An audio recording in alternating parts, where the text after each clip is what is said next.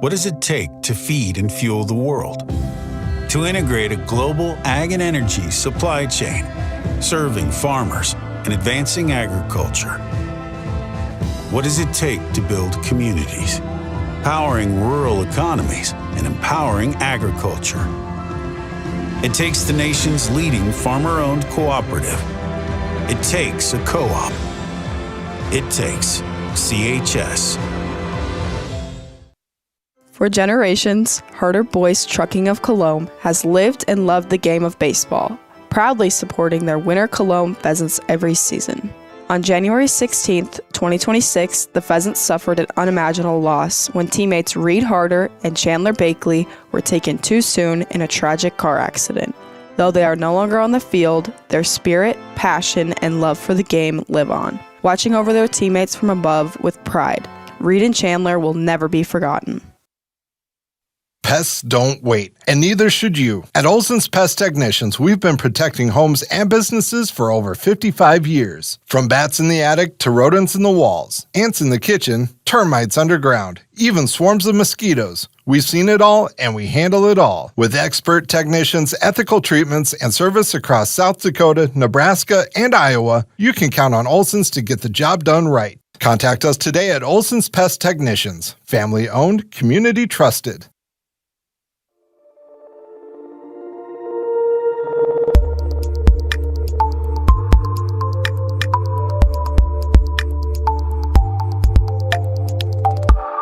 Are you tired of high energy bills and uncomfortable temperatures in your home? TS Insulating specializes in spray foam, blow-in insulation, and bib system insulation that not only keeps your home cozy and comfortable, but also helps you save on energy costs. Todd will work with you to determine the best insulation solution for your home or business, ensuring maximum energy efficiency and savings along with being healthy for your family. So why wait? Give Todd a call today and start enjoying the benefits of TS Insulating.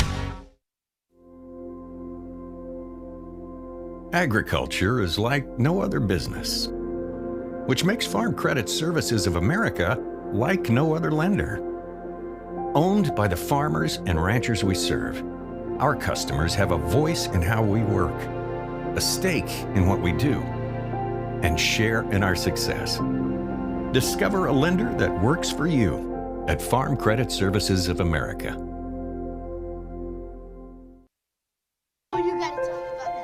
The innocence of youth. Is there anything any better? But soon they'll be in high school and facing all the same challenges you faced. How to make friends, how to fit in, how to be cool. We want our children to have everything they'll need to live fulfilling and productive lives. Make sure the kids in your family are among the more than 57,000 participants here in South Dakota who take part in high school sports or activities. For over 100 years, one thing has never changed at the Calhoun Ranch: our commitment to raising quality cattle. Nestled near the banks of the White River, our family has proudly raised quality cattle since 1909.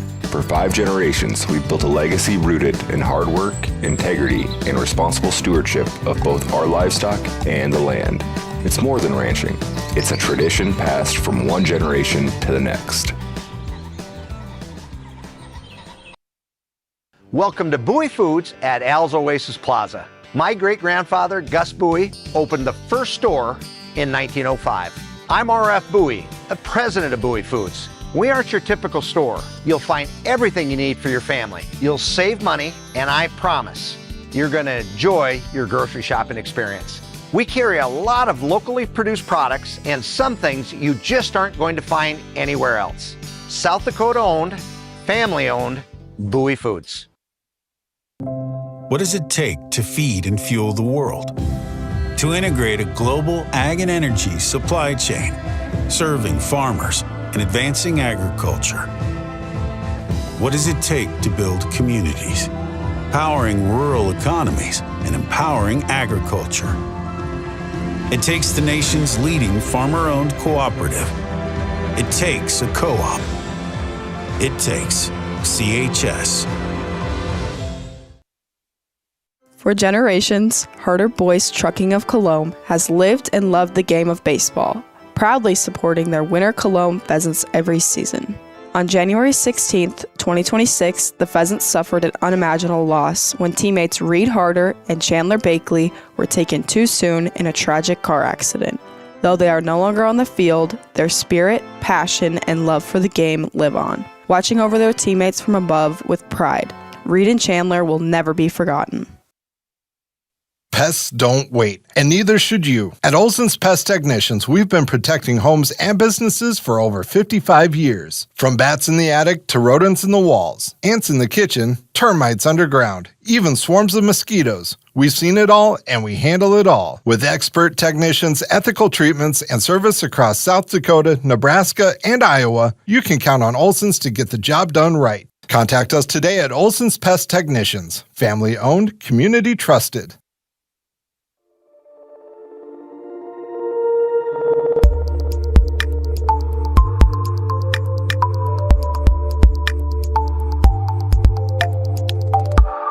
Are you tired of high energy bills and uncomfortable temperatures in your home? TS Insulating specializes in spray foam, blow-in insulation, and bib system insulation that not only keeps your home cozy and comfortable, but also helps you save on energy costs. Todd will work with you to determine the best insulation solution for your home or business, ensuring maximum energy efficiency and savings along with being healthy for your family. So why wait? Give Todd a call today and start enjoying the benefits of TS Insulating.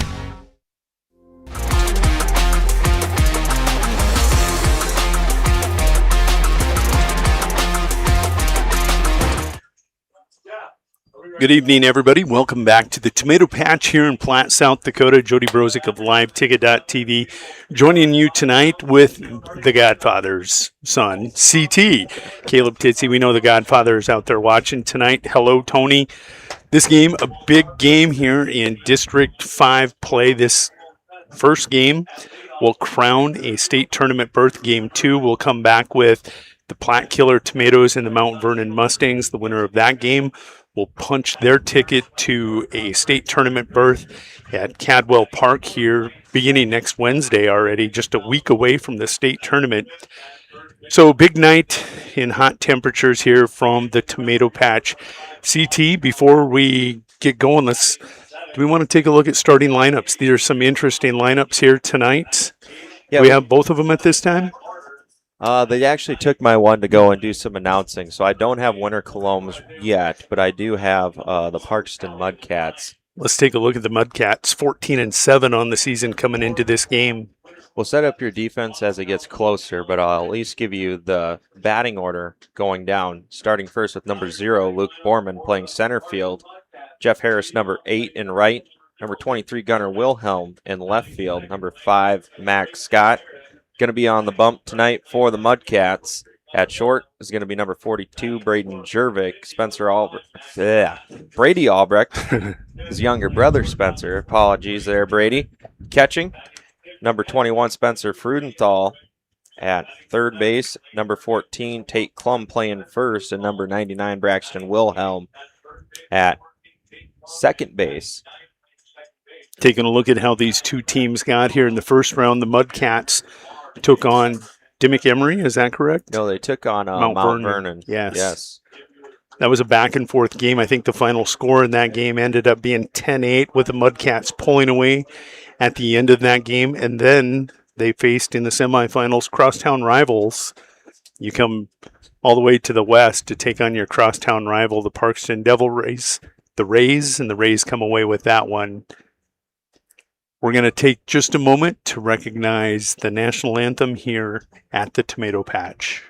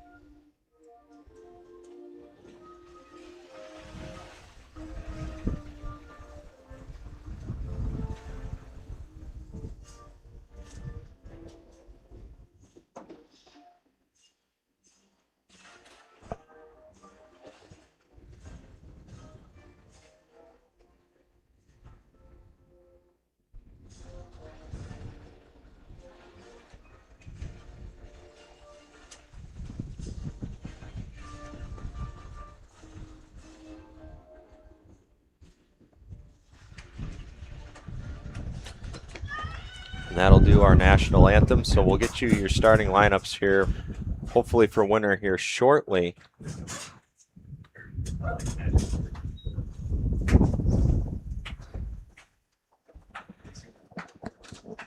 I know leading off will be Drew Demers. Start off. Drew Demers is going to lead off. He is hitting over 500 on the season for the Pheasants coming into this game. I believe 509 was what we saw on Game Changer. He will play center field tonight for the Pheasants. Yeah, back to that Mount Vernon game. That was an interesting situation there. We got through 3.5 innings before we had just an absolute downpour. And the pitchers for both these teams, for the Mudcats, it was Max Scott on the mound, and for Mount Vernon, it was Bradley Dean. Both of them sitting just shy of 70 pitches. They had to look to their bench the following day, as both their arms probably feeling a little bit tender with that high of a pitch count.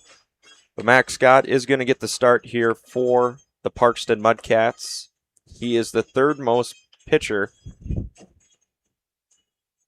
of this Parkston Mudcats teams. He comes in with 25 1/3 innings. He's made 7 appearances where he started in 5 games, faced 129 batters, thrown 522 pitches. His record is 2-1 with 1 save on the season. That was his only opportunity, so 100% save record. He's given up 23 hits, 20 runs, 10 which were earned, 18 walks, and 36 strikeouts, as well as 4 hits batsman. Mr. Scott comes to this ballgame with a 2.76 ERA on the season. We'll quick set up your defense here for the Mudcats from left to right. In left field, number 23, Gunnar Wilhelm. In center field, number 0, Luke Borman. In right field, number 8, Jeff Harris. At third base, number 21, Spencer Frudenthal. At shortstop, number 42, Braden Jervik. At second base, number 99, Braxton Wilhelm. And at first base, number 14, Tate Klum.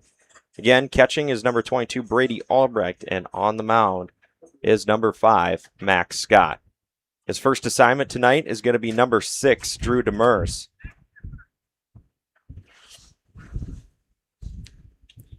The first offering here from Scott is going to be high for ball 1. First pitch right at 6 p.m. at the Tomato Patch here in Platte, South Dakota. Again, if you haven't had a chance, you should come out and check the field. They're doing a lot of work to it. They've added some new lights this season. Hard hit ball taken by Jervik and a 5-3 put out for out number 1. They're doing a lot of work here. Got some new lights. Similar to what, actually the exact same thing as what we saw at the state tournament in Brandon Valley last year. There is not a shadow in play with these new lights. Heard word from Todd Strand too that they'll be redoing some other stuff. I'm not going to say exactly what. Maybe if you tuned into another stream, you heard exactly what he plans on trying to redo. So come out to the Tomato Patch and check it out. It's a beautiful ball field. Number 2, Camden Anderson, standing in here for the Pheasants, going to take a called strike for his first pitch. The offering from Scott, high, evens the count at 1 apiece. Heard Camden Anderson was playing a little bingo last night and might have went yard for the Pheasants. Yes, he did. He actually had a really nice night. Took one, if I remember right, he went over that, I want to say it was a left center field. He might have been over the Farmco sign out in left center. He had a really solid hit.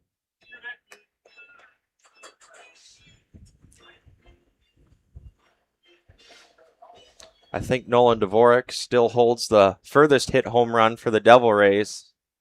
He hit an absolute monster. I mean, it was a no-doubter off the bat. Anderson going to draw the walk for the Pheasants, and that's going to bring up Derek Gracer. Also known as Goose. The Goose. You know who Maverick is? Yep. Who? Oh, I don't know if he's on Winter Colome, but I know it's a Top Gun reference. It is. Put that one together for these two guys. You have the Goose, Maverick, Connor Hopkins. Maverick and Goose on the mound. I got to cover these guys a lot over the last few years, and it felt appropriate.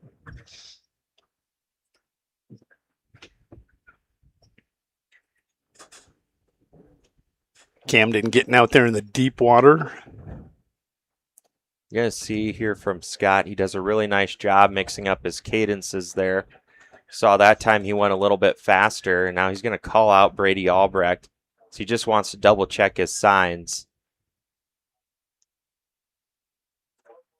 Brady maybe threw down a sign, and Max maybe guessed on it a little bit or wasn't quite sure.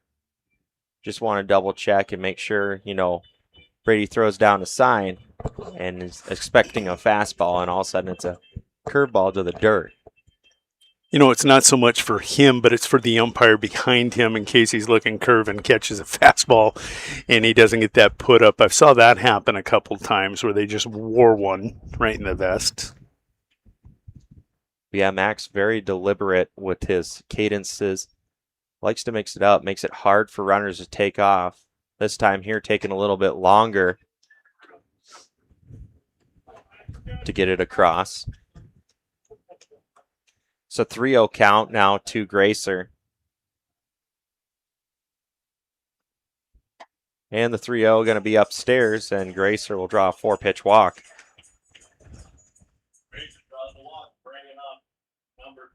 That's going to bring up number 20, Landon Calhoun, to stand in for the Pheasants. He's got a runner in scoring position already at second base, 1 out. Calhoun, a pretty solid hitter as well for Winter Colome. I think he was batting just shy of 400 on the season. Got a good memory. 394, 26 hits, 12 RBIs.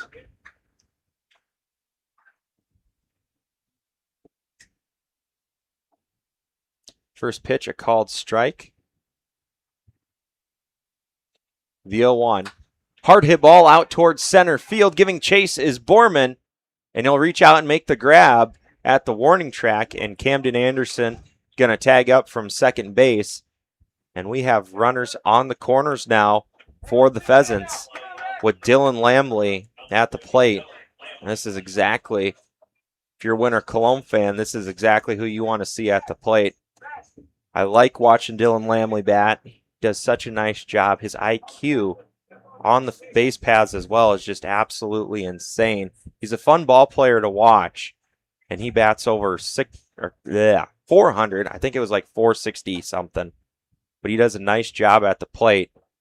I wouldn't be surprised if you see him put a line drive out into right center field. And right there, we just had Scott and Jervik touching second, making sure that Anderson didn't leave too early. Might as well. Doesn't hurt anything. And they're going to say he's safe, so we'll resume. First pitch, Lamley swinging for strike 1.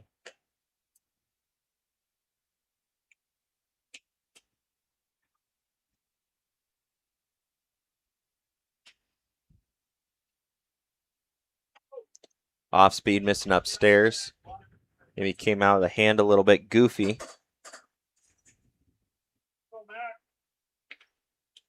Scott usually has fairly good control with his off speed. The 1-1 offering. That one maybe just a bit outside.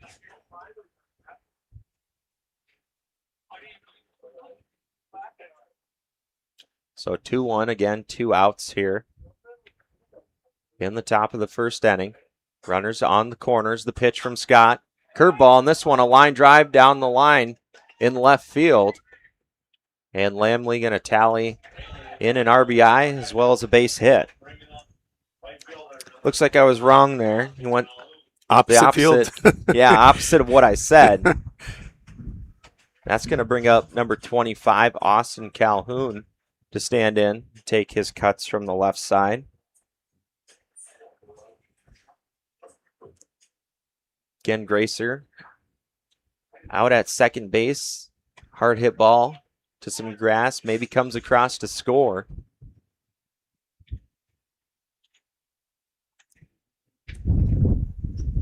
The wind blowing out today at the tomato patch. We want to get real specific. Anything hit over on the right side of the field has a chance if it's up in the air.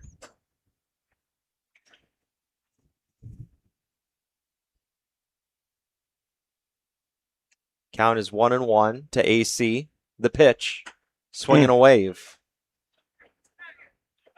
And now AC behind in the count 1-2.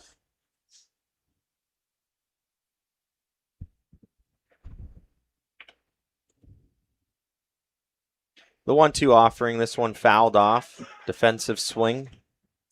You talked about Lamley's baseball IQ. When you take a look at Lamley, Austin Calhoun, Austin Ritchie, all these guys, high IQ baseball players, second level baseball players. 2 strikes really doesn't phase a person who's down in the count that's got that kind of intelligence. They understand. They're looking for a pitch. They're comfortable. They're relaxed. They know it only takes one pitch.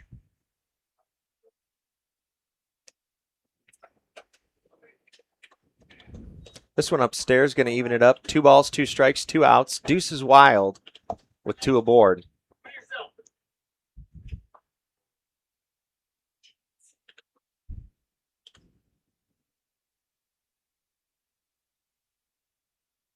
The 2-2 offering. Going to miss upstairs and then a back pick down at second. And I don't think Jervik was really expecting that. Brady Albrecht with a really good arm. He's got really good accuracy. And he threw it, and I don't think Jervik was quite ready for it. He's able to knock it down and prevent it from heading into center field. That would have happened, would have resulted in a run coming across the plate. The payoff pitch put on the ground, high chopper, and that's going to be through for a base hit. And AC looking to advance. The throw, he's going to slide, and he'll be out. So what we'll have there is we'll have an RBI single, and then AC will be thrown out at second base trying to advance on the throw. And that's going to do it here in the top of the first inning. Your score 2-0 on 2 hits by winner Colome. We're going to step aside, and we'll be right back with that bottom of the first on Live Ticket TV. Agriculture is like no other business, which makes Farm Credit Services of America like no other lender. Owned by the farmers and ranchers we serve, our customers have a voice in how we work, a stake in what we do, and share in our success. Discover a lender that works for you at Farm Credit Services of America.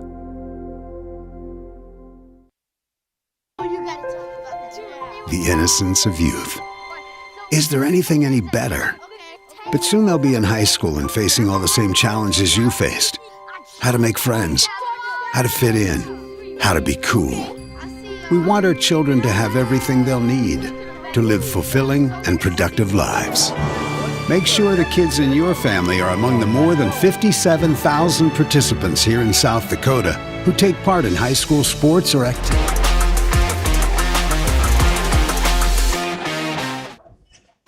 Hello and welcome back to our bottom of the first. Again, want to give a big shout out to Mrs. Harder, always keeping us well fed up here with her baking. So appreciate you. Thank you. And we'll get you your defensive alignment here for the Pheasants. In left field, it's going to be number 2, Cam Anderson. In center field, number 6, Drew Demers. In right field is going to be number 25, Austin Calhoun. At third base is going to be number 4, Isaiah Olson. At shortstop, number 8, Derek Gracer. At second base, number 20, Landon Calhoun. At first base, number 50, Dylan Lamley. Catching, number 7, Zach Harder. And pitching is going to be number 1, Kelly O'Brien. The DH tonight for the Pheasants, going to be number 16, Austin Ritchie. His first assignment for O'Brien is Luke Borman. First pitch going to miss for ball. This one as well, so a quick 0-2 count. O'Brien comes to this game just with 6 1/3 innings pitched. He's appeared in 3 games where he started 1. He's faced 26 batters, thrown 113 pitches. His record is 1-0 on the season. He does have a save He's only had one opportunity at that, so he's officially 100% on his save. He's given up 6 hits, 3 runs, 3 which were earned, 2 walks, and 5 strikeouts. Coming into this game, O'Brien with a 4.26 ERA. Borman going to pop this one. Lamley giving chase, and it's going to be out of play for strike 2. So the count now goes to 2-2.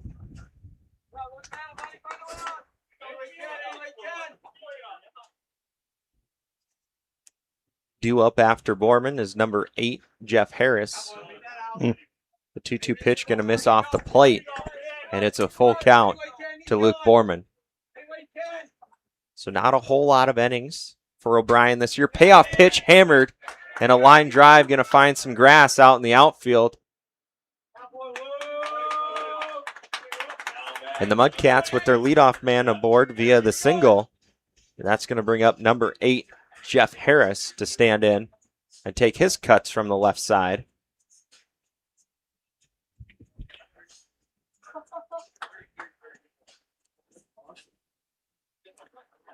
Yeah, 6 1/3 innings coming into this district matchup. Not a whole lot of time during the regular season on the mound.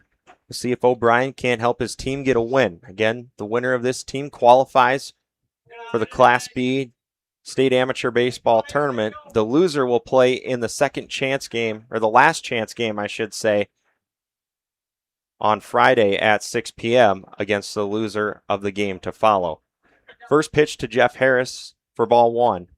The 1-0 offering going to be upstairs, and it's a quick 2-0 count to Harris. In the first matchup between these two teams, Jeff Harris had an incredible game. It was a game, I think, won by the Mudcats at Leahy Bowlin, winner 11-1. I think you referenced it. I think you guys were doing you and Reagan were asking for some background on Jeff. This is his 27th year of amateur baseball. Been doing it for a while. It was actually Pat Harris that we were looking for, because we know he's been a part of the Mudcats roster for a while. His nickname, Mr. Mudcat. Runner takes off. A good throw by Harder. Really good throw right on the nose. Just not in time. Borman able to slide under the tag. And a runner now in scoring position. Something out to the grass. And Borman should come across the plate. Unless it's a high fly ball, then he might just tag up to third base. And Harris able to draw the walk. And that's going to bring up Gunnar Wilhelm. Wilhelm, one of the few here in the district tournament with a long ball. It was actually a 3-run shot in that Mount Vernon game over the right field wall.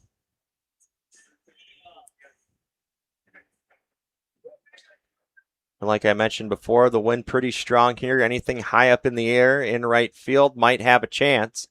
Big swing there by Wilhelm. Trying to take the lead with just one swing. And he'll come up empty. O'Brien trying to find his first out of the inning. The 0-1 called strike, and it'll even the count, or excuse me, they'll put the count at 0-2.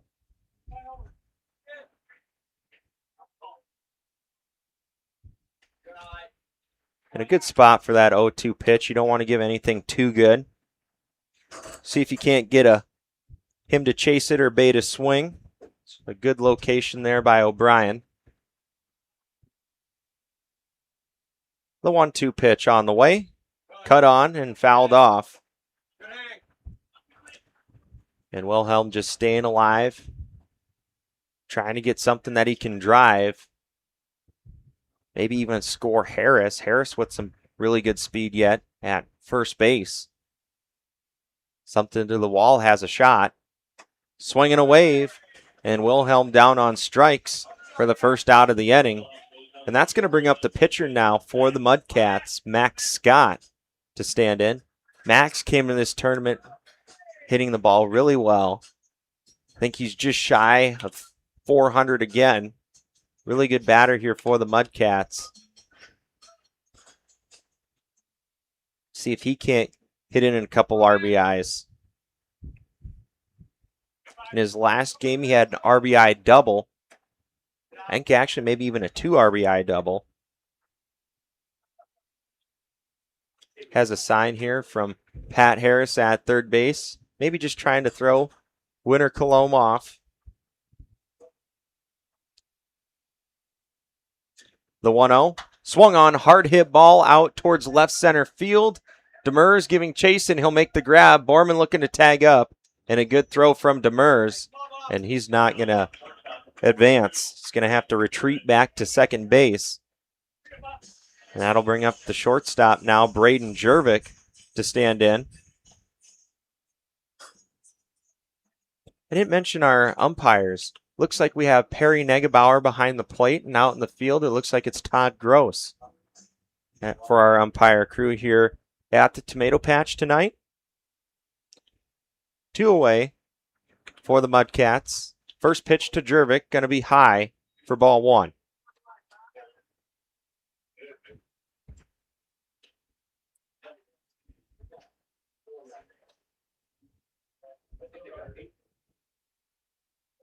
The 1-0 pitch swung on, and this one hit out to right center field.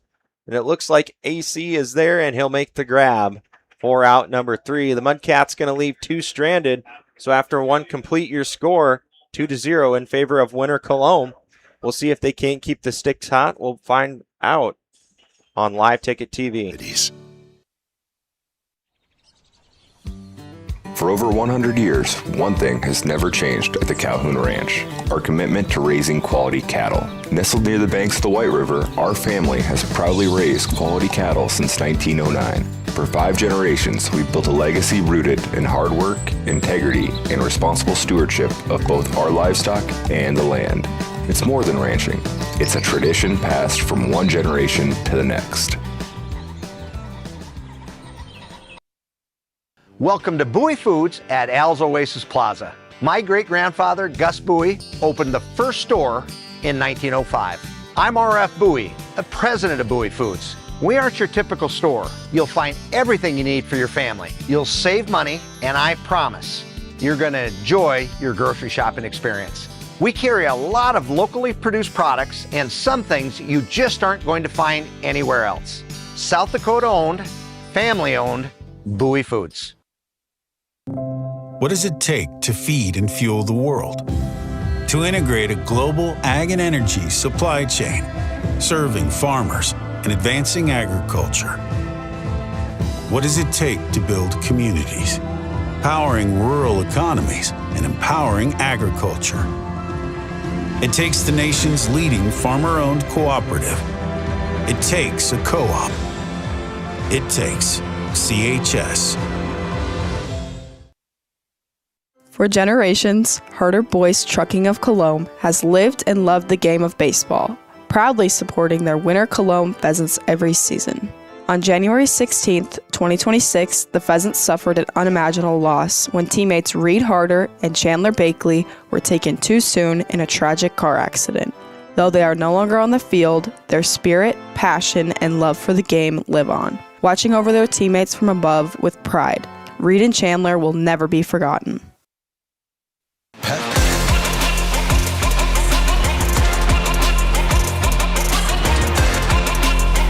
Back we come with your top of the second action.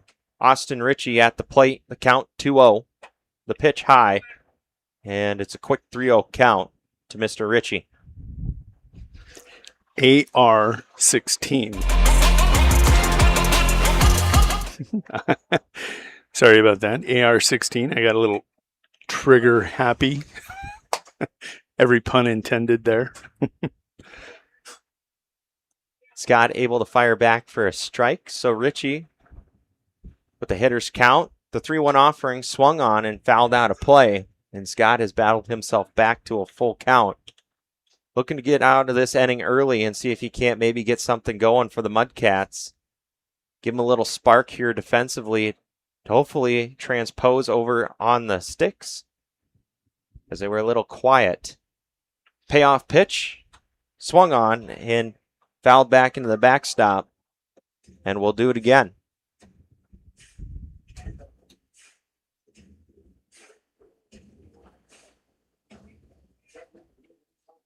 Richie taking some time, maybe throw Scott off his rhythm. Payoff pitch once again. I couldn't tell if that clipped him or not, or if it was just high. I think it got him on the elbow. It looked like it did. I just couldn't quite tell from this way. I'm looking at it pretty sideways here. So Richie going to get first base on the hit by pitch, and that's going to bring up the catcher, Zach Harder, to stand in. Harder had a really nice game. He had a 3 RBI double to help in their win to get here. Looking at laying down a bunt, lays down a nice bunt. Almost got past Scott. If he mishandles that, Harder definitely has that bag. So good hustle. Zach Harder just doing his job. That's going to bring up Isaiah Olson, playing third base tonight for the Pheasants. So I have a question. You might know the answer to this. Isaiah Olson and Zach Olson, is there any relation? Yeah, they are cousins. They're cousins, okay. They are the Olson and Olson law firm, future law firm. These two men can talk. They'll debate. I'm sure they talk to each other. You should have done this. You should have done that. Yeah, I was just curious. I remember Isaiah Olson from spring baseball playing with Mount Vernon Plankington on their team. I think actually it was Mount Vernon Plankington Corsica Stickney. MVP CS. Now here in winter. And he'll take a called strike, makes the count 2-1. Played his Legion ball last year over in winter. Worked on the family farm. Oh, okay. This one going to miss upstairs and a hitter's count now for Olson. Olson also a part in their win. Last game came in to close the game for Connor Hopkins, who pitched excellent. Just maybe started to show signs of fatigue in that 8th inning, and they decided to bring in Isaiah Olson to give a fresh arm out there, something new to look at.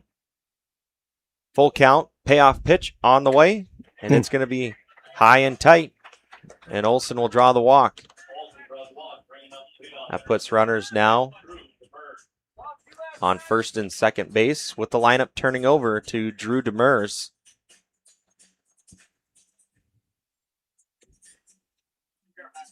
I really don't recognize Drew with that stash he's got going on. That thing is just phenomenal. He used to the kid that was the quarterback, point guard, shooting guard in high school. No facial hair. Sporting a good stash out there. Demers, his last plate appearance, a 6-3 putout for the first out of the first, and that one high and tight. A little bit of chin music from Scott.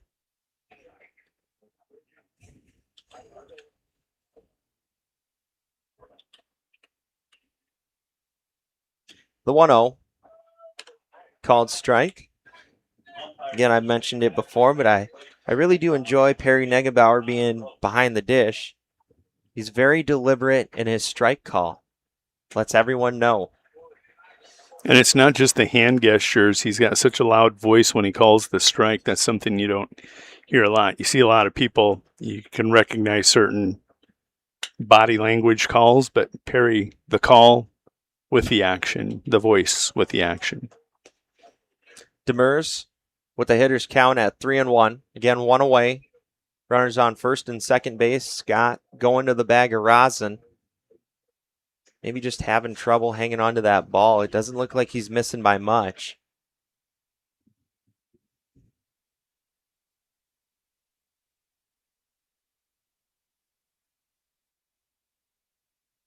The 3-1 pitch. Hard hit ball up the middle. Right to Jervik. Looking for a 6-4-3. And they got it. 6-4-3 for outs 2 and 3. And the Mudcats able to hold winner Colome to 0 on the scoreboard. And we'll see if they can carry that momentum over onto the sticks now. And we'll find out next in the bottom of the second on Live Ticket TV. Don't wait, and neither should you. At Olson's Pest Technicians, we've been protecting homes and businesses for over 55 years. From bats in the attic to rodents in the walls, ants in the kitchen, termites underground, even swarms of mosquitoes. We've seen it all, and we handle it all. With expert technicians, ethical treatments, and service across South Dakota, Nebraska, and Iowa, you can count on Olson's to get the job done right. Contact us today at Olson's Pest Technicians. Family owned, community trusted.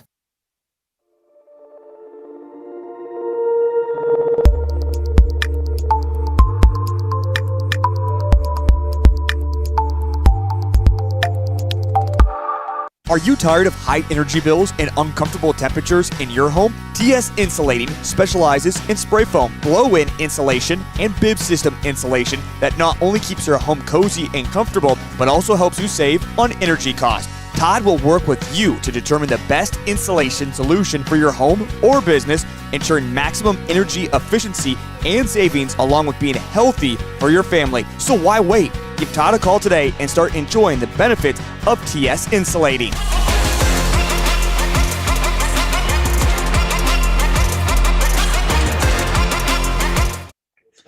Welcome back as number 22, Brady Albrecht, stepping in to lead things off for the Mudcats. And Brady has had a tremendous season. Hard hit ball on the ground. That's through for a base knock. I was just about to say Brady hitting well over 400 for the Cats. He's going to single in between first and second base. And we're going to have a courtesy runner. That's going to be number 3, Caleb Weber, coming in for the catcher. And at the plate now is number 21, Spencer Freudenthal.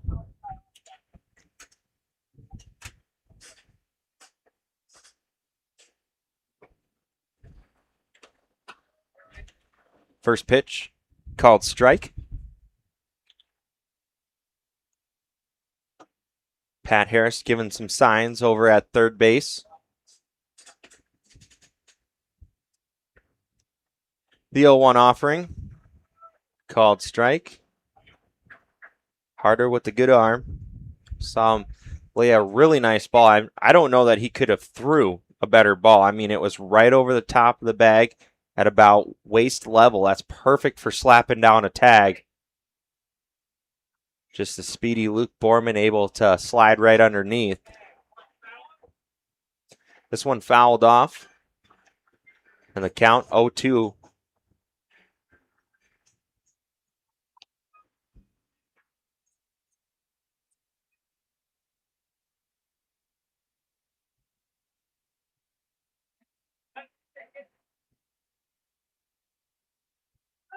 Pickoff attempt from O'Brien.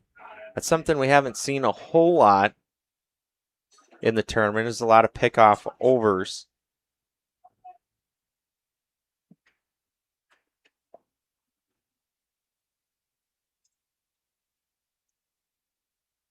The 0-2 pitch, put on the ground up the middle. Gracer there. He's going to take it himself to throw. And they're going to call interference on Caleb Weber. So that's going to be a double play. Or no. Yeah. Todd Gross going to call interference on Caleb Weber of getting in the way of Derek Gracer trying to make the throw. So that's going to result in the double play there. Unfortunate. Saw that up in the Pony Hills. I've been watching a lot of Pony Hills action this weekend. Saw that call once up there. That's twice in a week, and you don't normally see that once in a season. We actually had a controversial call on something similar in a previous game. I wish I knew exactly which one off the top of my head, but we had a runner slide into second.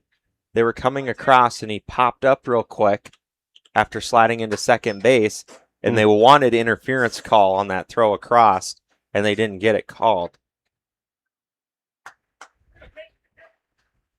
Or no, now I remember exactly what happened. He slid into the base and took out the person coming across to throw, absolutely mowed right into him. And they wanted an interference call and a double play off of that.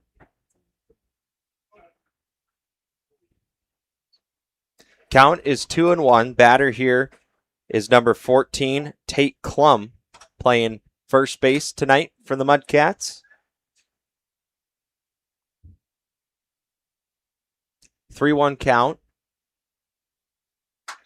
Hard hit ball, and that's going to find some grass out in right center field, and Colome looking to leg out a double, and he'll be standing up safely on second base. Colome extending the inning, and that's going to bring up Braxton Wilhelm, the second baseman for the Cats. We're going to have a quick conversation between Zach Harder and Kelly O'Brien.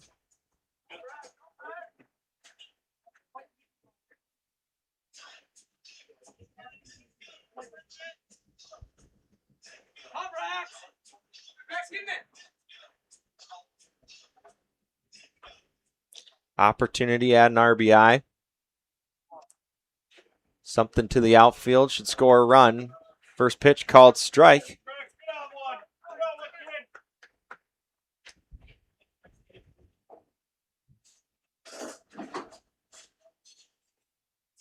The 0-1 in the turf. And that'll even the count at 1 apiece.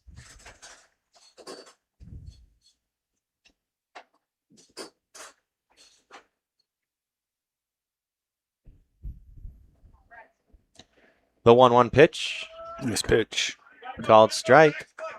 And Wilhelm now behind 1-2. O'Brien trying to get out of this inning with no damage done and get his team back on the sticks. The 1-2 offering. Curveball in the dirt. And that's going to get away from Harder. And now a run for the Mudcats just 90 feet away. Now I can guarantee a base hit anywhere should score a run.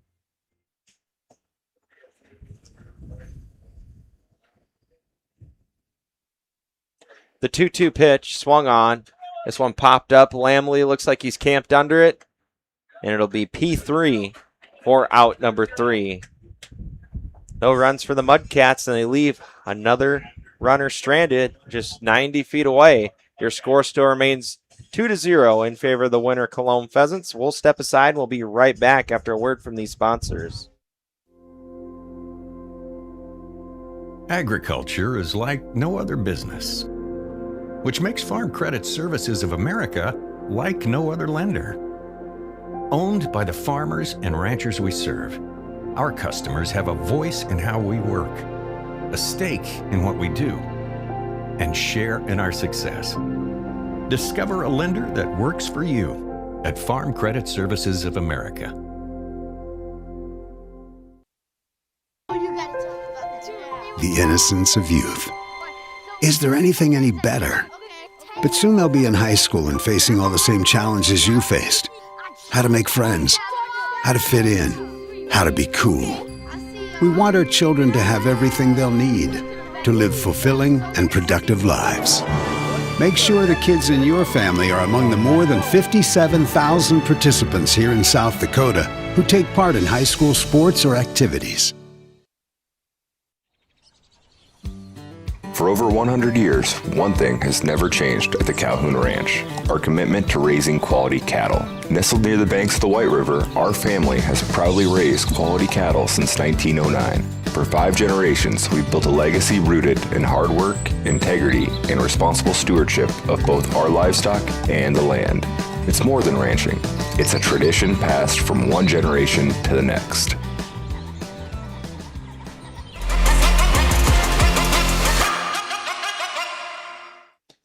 Back we come as number 2, Camden Anderson stepping in for the Pheasants to get things started.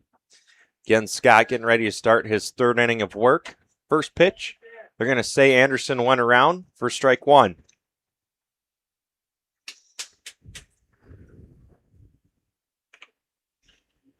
The 0-1 high. You got him to check it out on the first one. Maybe throw it again, see if he checks it out a second time. And the 1-1 pitch. This one a little high. And Scott struggling with his release point a little bit here to start things off.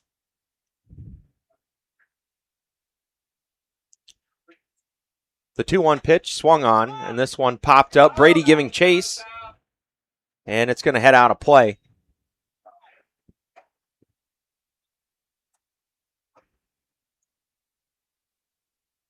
A fan in the stand there showing how she extended her arm, but that was as far as she was going to go to try catching that one.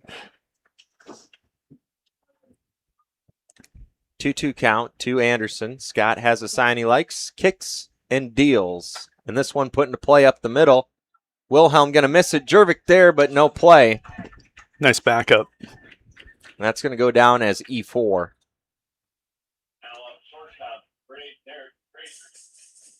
That's going to bring up now number 8, the Goose, Derek Gracer, the stand-in, leadoff runner aboard.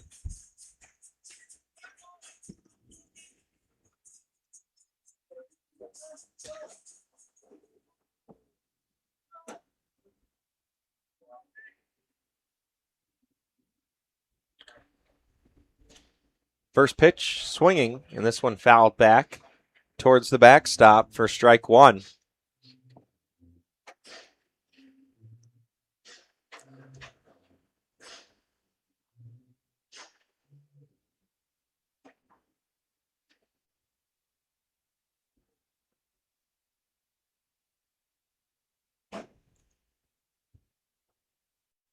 The 0-1 offering, swung on, fouled back, out of play.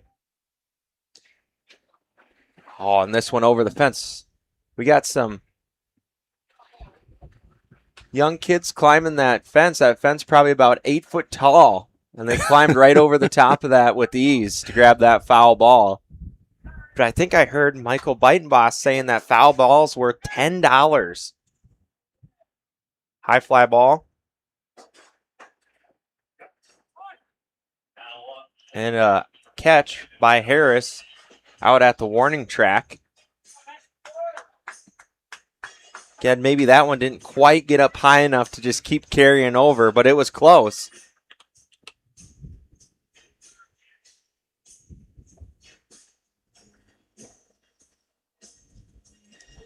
So 1 away. Anderson still on first base, and the batter here is number 20, Landon Calhoun.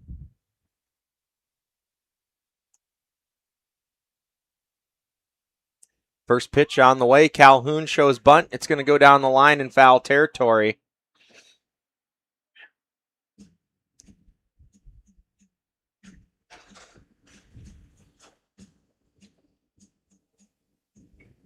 Would have been a really nice bunt had it stayed fair. Calhoun maybe would have had a chance to reach.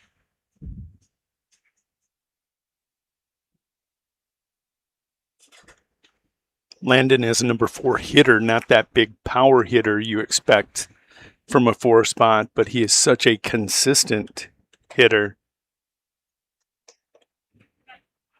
He's going to put the bat on the ball 7 out of 10 times at the plate when he needs to. Good things happen when you put it in play. Yep. Your first 2 batters should be your guys that can always get on base, and your 3 and 4 hole should be your most consistent batters at the plate. Runner takes off, a beautiful throw from Albrecht, and Wilhelm not able to hang on to it, and it's going to get away, but Jervik really quick to get out there in shallow center field to grab that one. Had Wilhelm knocked that one down, he would have had a chance.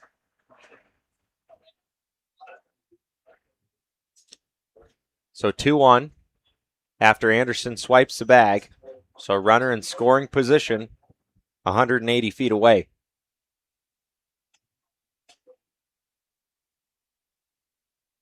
The 2-1, high and a hitter's count at 3-1.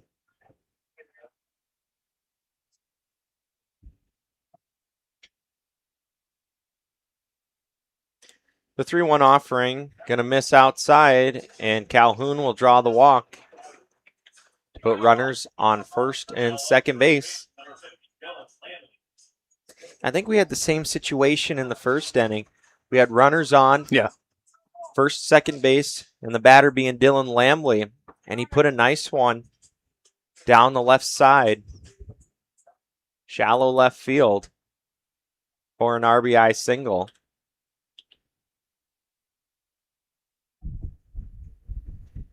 First pitch to Lamley, swinging. Not quite the same spot, out to left field, a line drive. And Wilhelm not having to move too much.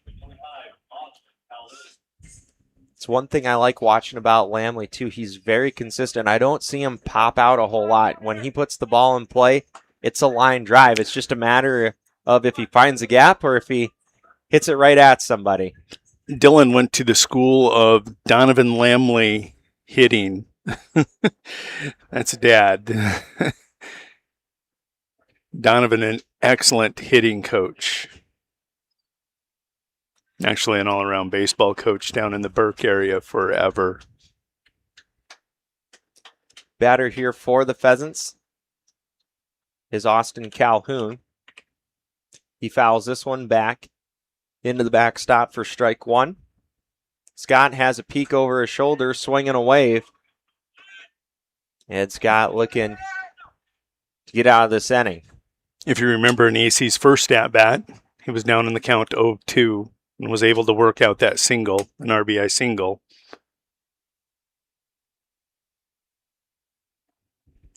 The 0-2 pitch. Good spot. Just going to miss. Home plate umpire Perry Negebauer says it's high. Looked up and in on the hands. But Perry right there, right behind the left-handed hitter. Pretty clear shot of that pitch. The 1-2. Hard ground ball, and that's through. And we're going to have a throw. Play at the plate. Is it in time? No, it's going to get away from Albrecht. But Scott doing a nice job playing his position as a pitcher, backing up the catcher. So that's going to prevent 2 runs from coming in. And the winner, Colome Pheasants, now with the crooked number on the scoreboard. That's going to bring up number 16, Austin Ritchie. And Ritchie, a chance at 2 RBIs. Again, as AC advanced from first base to second on the throw. So an RBI single. I don't know if you remember the broadcast from last year at the state tournament against the Mudcats. Brock Greenfield on the call talked about the first time he'd ever seen Calhoun and Ritchie in a lineup. And he's like, who are these 2 roly-poly guys? They're not going to hurt us in the order. And then all of a sudden they both go 4 for 4, 4 for 4, and help take down his team in a state tournament match. He's never forgot who they were since that first game. Pitch going to miss upstairs, so Ritchie with a 1-1 count. 2 away. But again, 2 runners in scoring position. At the crack of the bat, they'll be on the run.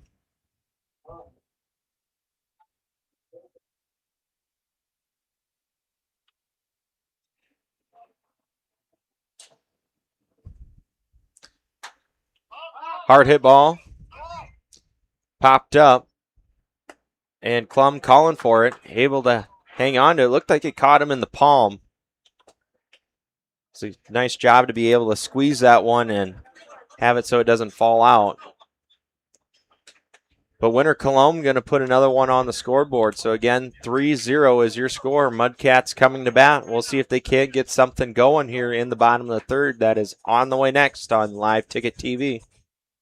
Welcome to Bowie Foods at Al's Oasis Plaza. My great-grandfather, Gus Bowie, opened the first store in 1905.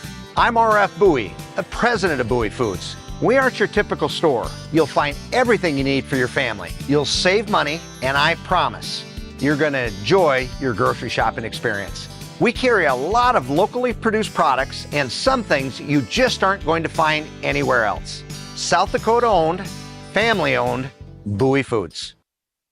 What does it take to feed and fuel the world?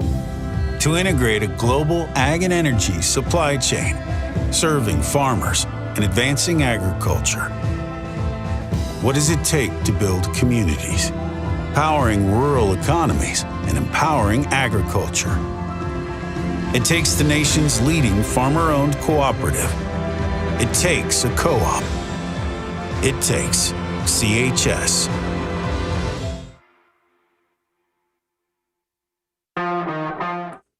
And welcome back to our bottom of the third coverage here on Live Ticket TV. Hope you guys are enjoying District 5B coverage, also known as the Sunshine League.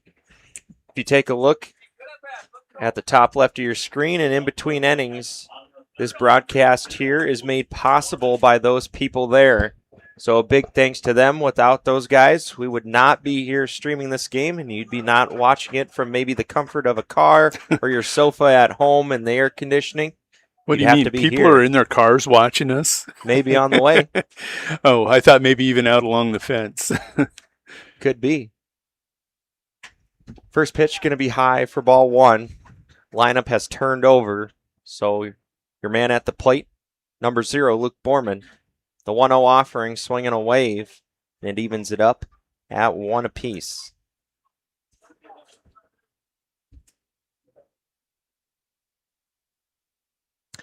The 1-0 from O'Brien. Got a miss just outside. Really nice nibble. Trying to nibble that outside corner. The 2-1 pitch. Hard hit ball, and this one's going to find some grass in right center field. And Borman aboard with another single. So he's 2 for 2 on the day.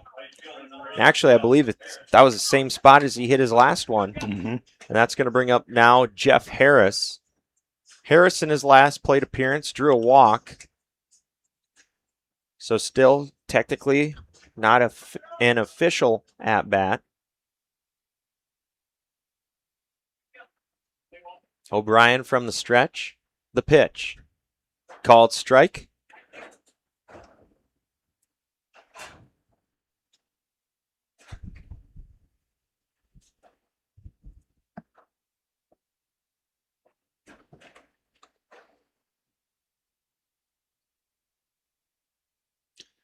The 0-1. Borman takes off. Another good throw from Harder.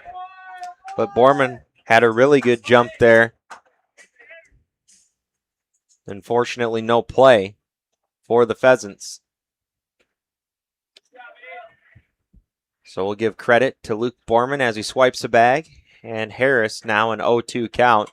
Coming into the tournament, Harris was batting right at 400. This one going to miss upstairs. Count is 1-2.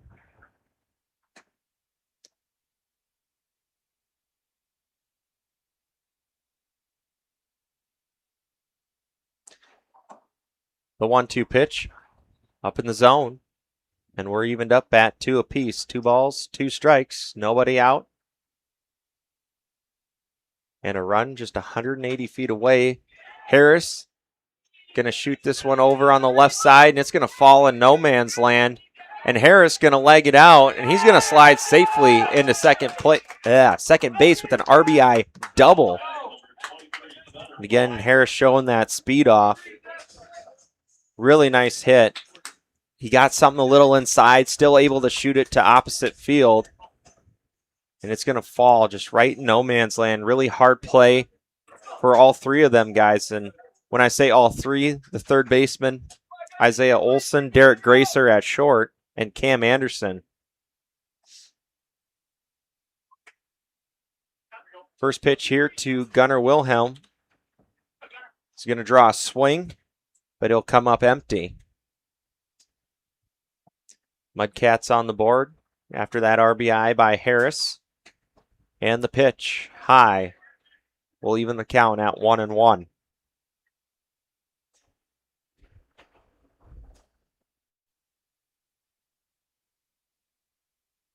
The 1-1 offering, fouled off.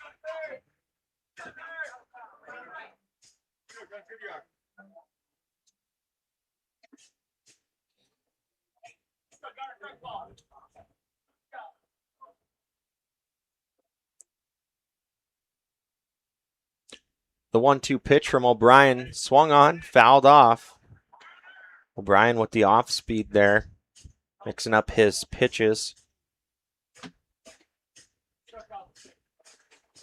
His reaction after that pitch, he might have tweaked something there. Don't know if it was a rib, his oblique, something to keep an eye on. The 1-2, swinging a wave. Harder going to have to hustle on the drop third strike, and he'll make it. A 2-3, and Harris, using that IQ and his speed, going to advance to third base on that play.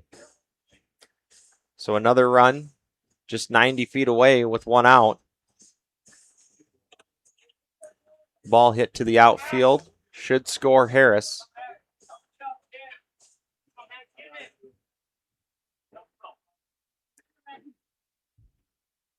First pitch to Max Scott, and a base hit up the middle.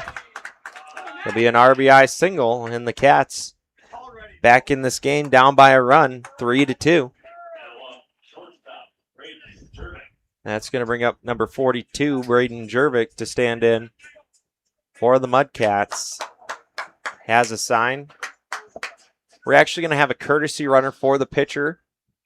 At first base now is number 4, Ryan McGinnis.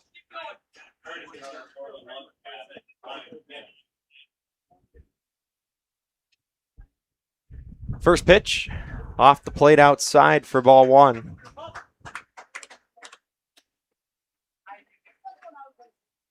Mudcats starting to figure out O'Brien here a little bit in this bottom of the third. Jervik shows bunt, pulls back, called strike. We got ones across the board.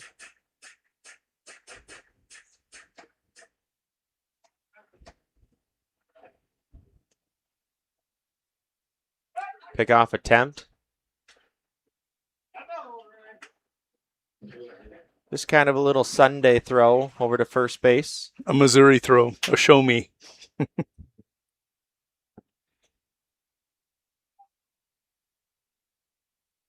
1-1. Nope. High and tight.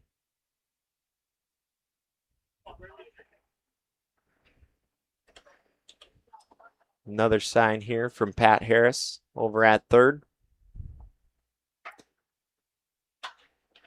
Hard hit ball over to shortstop, and Gracer gonna bobble it.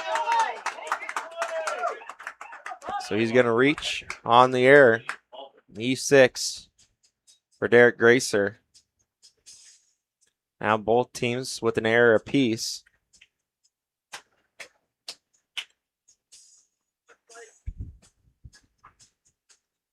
That's going to bring up the catcher for the Parkston Mudcats, number 22, Brady Albrecht, to stand in. Albrecht with a single in his last appearance in between first and second base. First pitch going to miss for ball 1.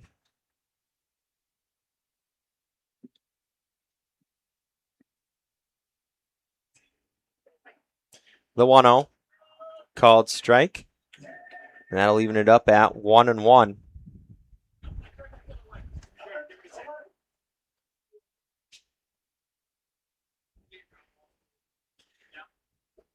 And the 1-1 in the turf.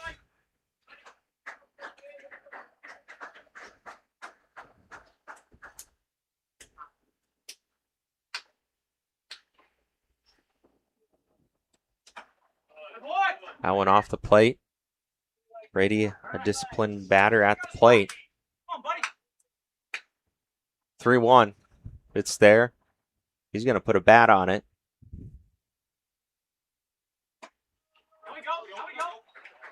That one's going to miss. Or excuse me, that one's going to be a called strike. Letter high, fastball.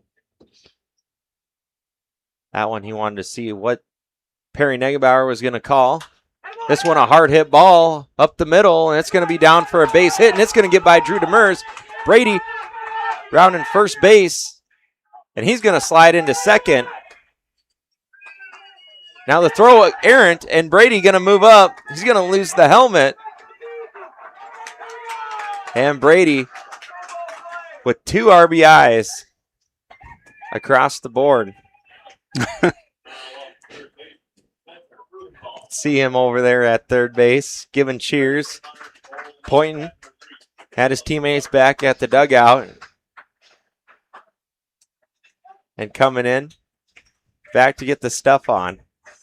As Caleb Weber will go back out and do some running for him. Doesn't have too far to go. Brady did all the hard work for him at third base. So just 90 feet away for Caleb Weber. First pitch to Spencer Frudenthal. Going to be upstairs for ball one.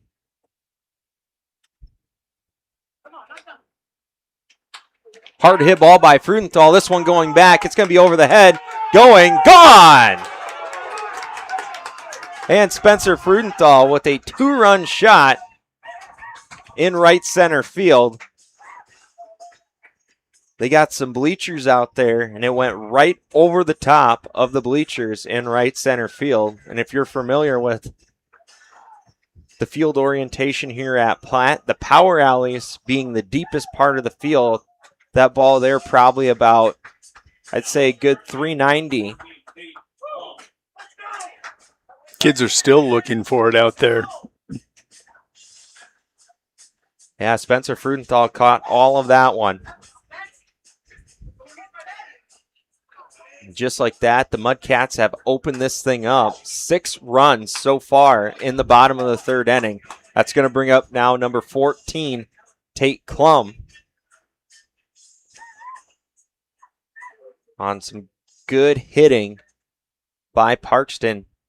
8 hits already in the ball game. First pitch swinging. And it's going to be fouled into the parking lot in the direction of Jody's car. Great. I didn't hear a thud, so no hail damage to report. The 1-1 pitch put on the ground, and that's through. Right in between third and short. Olsen laid out for it, just came up short. You mentioned it earlier. Second time through this rotation, this lineup has picked up a lot on KOB.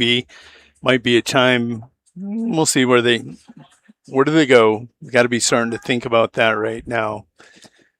All this damage being done with 1 out and that error at shortstop. Called strike. Batter here is Braxton Wilhelm, bottom of the order.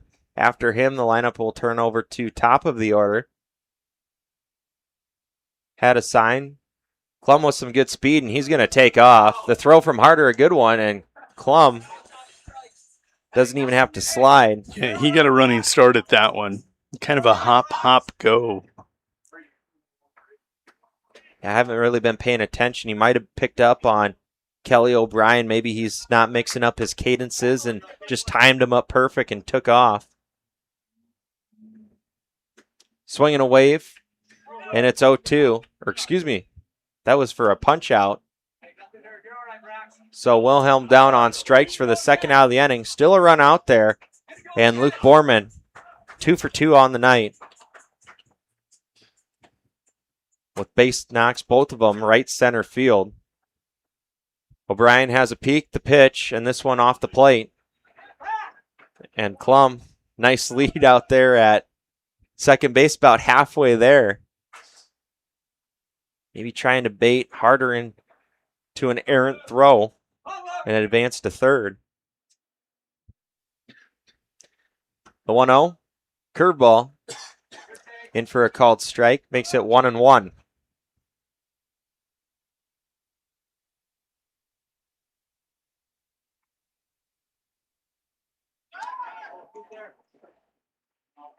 And then an errant throw. And he's going to be out. And that's just kind of some poor base running, to say the least, there by the Mudcats. I hate to be that critical, but you couldn't have described it better. They did a nice job. O'Brien had a really nice pickoff. He had him dead to rights, and Olsen just unable to hang on to the ball. And then Tate Colome, just unaware of the situation, maybe didn't pick up Pat Harris, but that ball didn't get too far away. And Olsen right there Olson did a nice job laying out for that and put a tag on him. You talked about maybe they were picking up the cadence from Kelly O'Brien. Well, take Colome every time he's going to steal, hop, hop, go. If you saw in the picture shot there, he took a couple hops. Kelly O'Brien with the move caught him leaning, and there you have the attempt at third. We'll keep it here in between inning. Big inning there for the Mudcats, 6 runs. Felt almost like last night in Pony Hill's action watching the Colome Chaos explode for 9 runs in the 4th inning. Big innings, hurt teams. Let's see if the Pheasants are able to rebound. In their order, I think they're going to start things off with Zach Harder and go, 7, 8, 9 is where they're at in the order.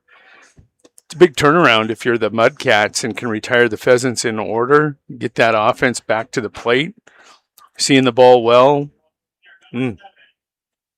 Actually, just a quick correction there on that statement. They're actually 8-9-1. 8-9-1, okay. Harder, in his last appearance, laid down a sack bunt. He had a nice bunt. Did his job. And they were able to get a run out of it. First pitch going to be for a called strike. The 0-1. This one off the inner part of the bat. Kind of jammed him. It'll be a 5-3 put out for out number 1.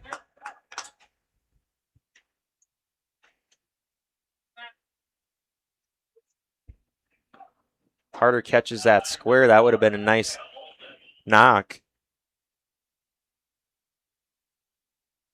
That's going to bring up number 4, Isaiah Olson, to stand in. Again, Olson just had that diving play where he was able to tag out Colome, who rounded the base too hard. Route number 3 and put an end to that explosion from the Mudcats offensively.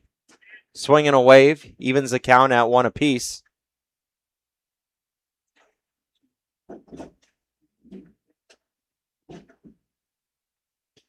The 1-1, going to be high.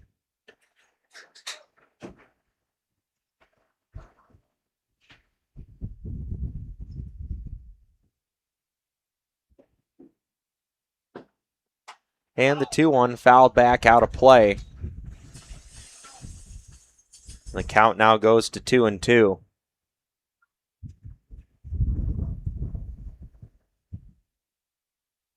2-2 offering from Scott. Fouled back off Brady. He turns around. He's ready to rock and roll. Brady, a nice addition here for the Mudcats. Originally a Mount Vernon Mustang.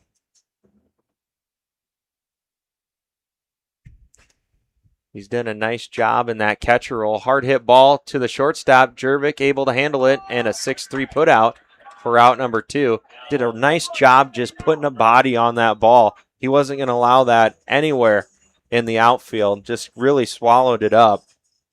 Made a good play. That's going to bring up top of the order here for the Pheasants. Number 6, Drew Demers, to stand in.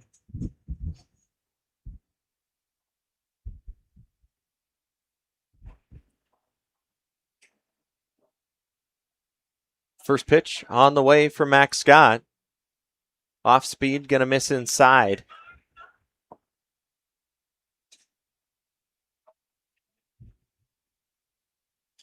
The 1-0. Ooh, and that one's really going to get away from Scott. Spiked it.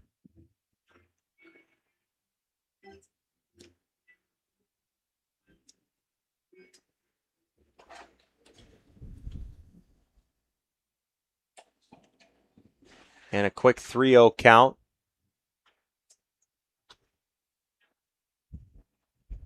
To Drew Demers. Scott recognizes Drew Demers, a very solid batter here for the Pheasants. And with his speed, he can definitely do some damage on the base paths. Just trying to pitch around him. And Drew doing a nice job being patient at the plate. Scott able to battle back to a full count. Payoff pitch on its way. Ooh, No. and that's going to run inside and hit Demers pretty square. I see his dad down at first. He's even shrugging the shoulders. Demers over at first, both quarterbacks for the Warriors who won state championships, one in 1981, one in 2015 and 16. He got two. Cam Anderson, your batter.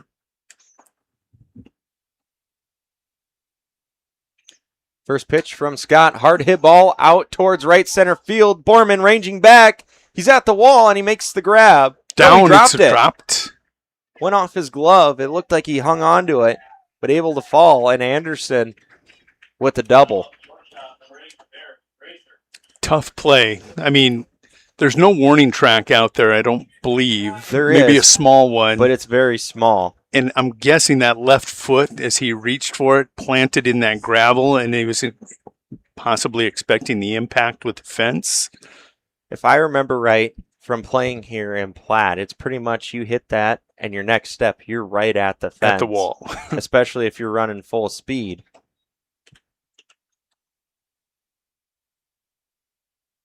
There is a warning track, though, there. Count is 1-0. Batter is Derek Gracer. Oh, this one. Chin music. High and tight for ball 2. And Scott just trying to get out of here, not allowing any runs. They gave up one there. He doesn't want to give up any more runs at this point, as you had Drew Demers come around and score unearned. I apologize. I saw Terrell balled out over there at third base, and I thought that was a man leading off.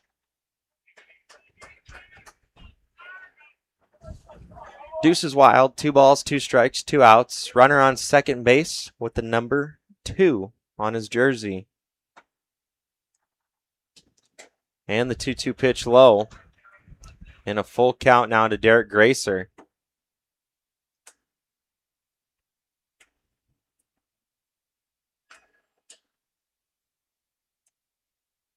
Payoff pitch from Scott. This one put on the ground over to Freudenthal. The throw, errant, but Colome coming off the bag to tag him. 5-3 put out with the tag.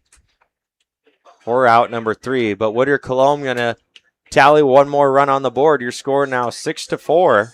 Still in favor of the Mudcats. Let's see if they can keep those sticks going. They had a really hot inning. They had 6 runs. We're going to step aside, and we'll be right back after a word from these sponsors. For generations, Harder Boys Trucking of Colome has lived and loved the game of baseball, proudly supporting their winter Colome Pheasants every season. On January 16, 2026, the Pheasants suffered an unimaginable loss when teammates Reed Harder and Chandler Bakley were taken too soon in a tragic car accident. Though they are no longer on the field, their spirit, passion, and love for the game live on, watching over their teammates from above with pride. Reed and Chandler will never be forgotten. Pests don't wait, and neither should you. At Olson's Pest Technicians, we've been protecting homes and businesses for over 55 years. From bats in the attic to rodents in the walls, ants in the kitchen, termites underground, even swarms of mosquitoes. We've seen it all, and we handle it all. With expert technicians, ethical treatments, and service across South Dakota, Nebraska, and Iowa, you can count on Olson's to get the job done right. Contact us today at Olson's Pest Technicians. Family owned, community trusted.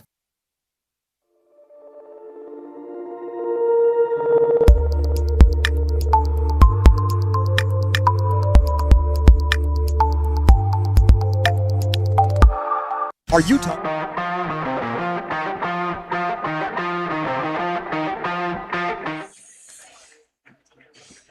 Back we come to the bottom of the 4th. Borman going to continue his at-bat, as if you remember last inning.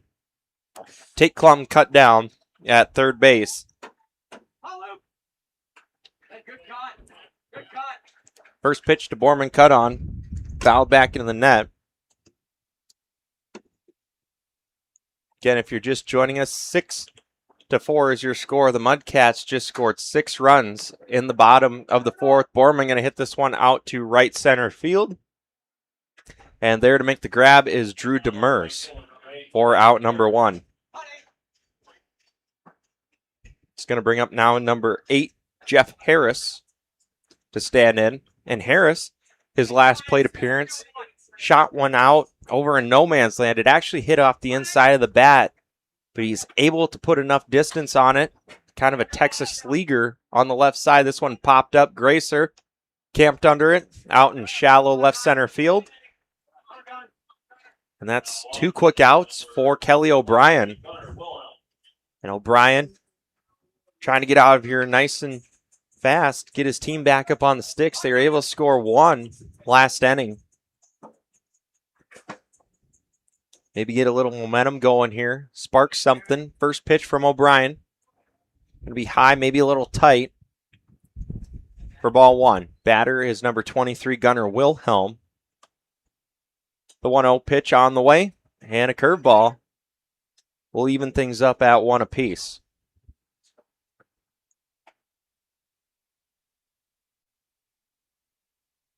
The 1-1 pitch, just off the plate. Nice nibble there by O'Brien. Just can't quite get the call. 2-1 offering, swinging a wave. 2 balls, 2 strikes, 2 outs. O'Brien 1 strike away from a quick inning. The pitch popped up, out of play. Oh, and that one might have caught Brozik's car.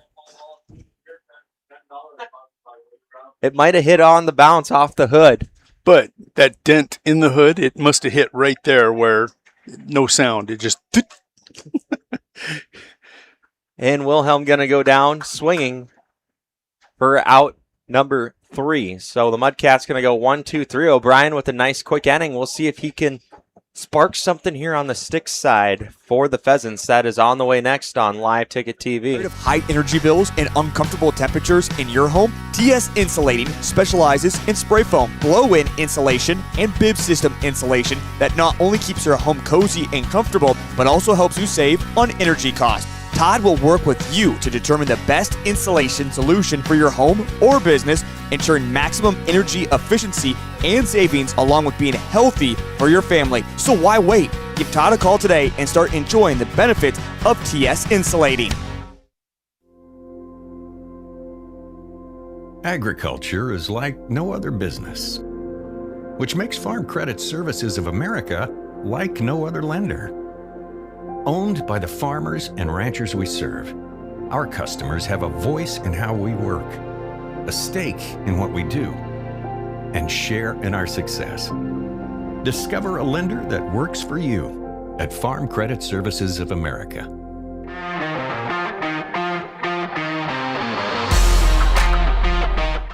Welcome back to our top of the 5th coverage here on Live Ticket TV. District 5B baseball action at the Tomato Patch here in beautiful Platte, South Dakota.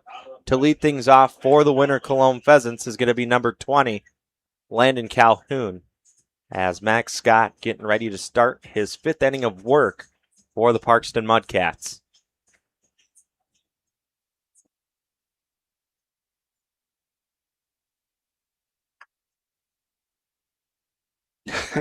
Mac wasn't even up on the bump yet, and Landon's in there ready to swing away.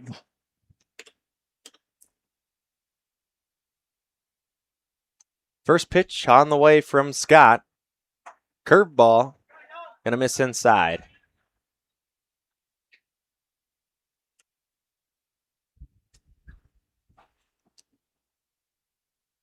The 1-0 offering. Fired back for a called strike.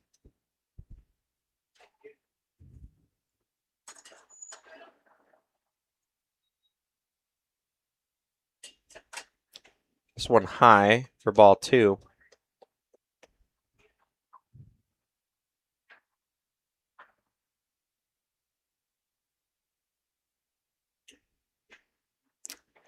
The 2-1 pitch in the turf.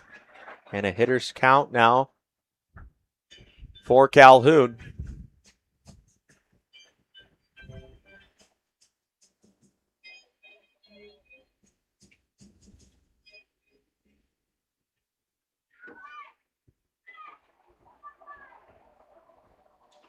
3-1 offering on the way from Scott. And this one put on the ground to Freudenthal. Nice Sunday hop. Again being pulled off the bag is Tate Colome. And Colome bailing out his third baseman once again on the tag. 5-3 put out. For out number 1. That's going to bring up Dylan Lambley for the Pheasants. 1 for 2 on the day with an RBI. Both of his balls in play have been out in the left field area tonight. First pitch on the way. In for a called strike. And it looks like the Mount Vernon Mustangs just getting here as they play in the nightcap. Getting ready to take some hitting and get loose in the cages here at Platte. The 1-1 pitch to Lambley. That one going to miss downstairs.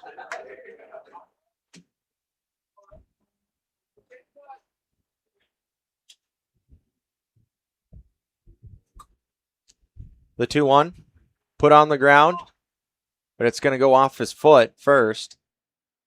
So a foul ball, and Lambley walking it off now. Looked like it caught him off the ball of his ankle. Such an awkward and spot. There's no meat there on the bone, so that is hitting straight bone. Does not feel good. I can tell you that from experience. You guys ever had like a scooter when you were younger and you hit it right there? That's about the equivalent to what that feels.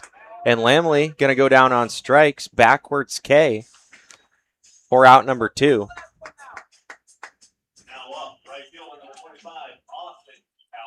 That's going to bring up number 25, Austin Calhoun, to stand in and maybe get something going here for the Pheasants with 2 away. First pitch to Calhoun, called strike. Looked like he wanted that one, but just laid off, regardless of strike.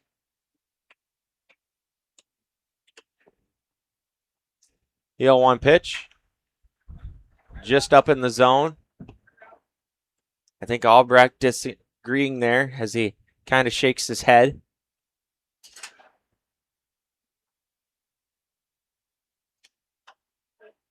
The 1-1 fouled off, makes it 1-2.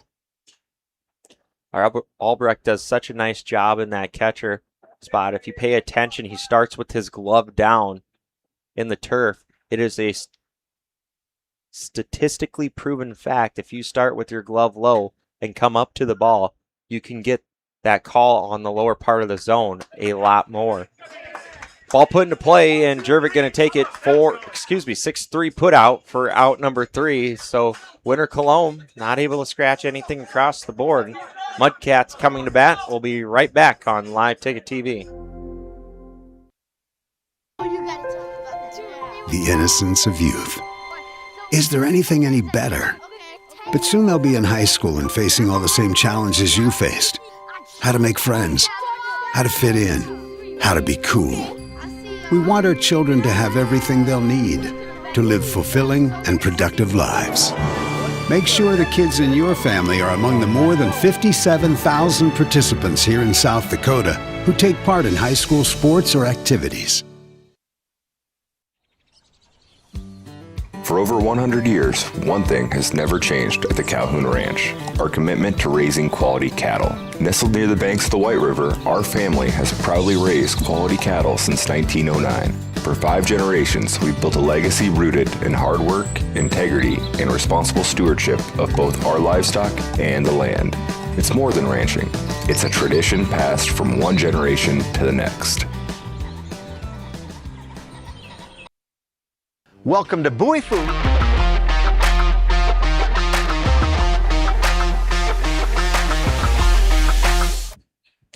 Welcome back to our bottom of the 5th coverage on Live Ticket TV. District 5B amateur baseball action. Again, winner here going to punch their ticket to the state tournament. The loser plays in the last chance game at 6 o'clock on Friday. So still an important game here. Don't want to be in that loser side of things. Pitching starting to maybe run lower. Makes things a little bit harder. And then everybody also, too, a little bit more fatigued. We've had some pretty warm weather here in Platte. One day it was 101 degrees with humidity.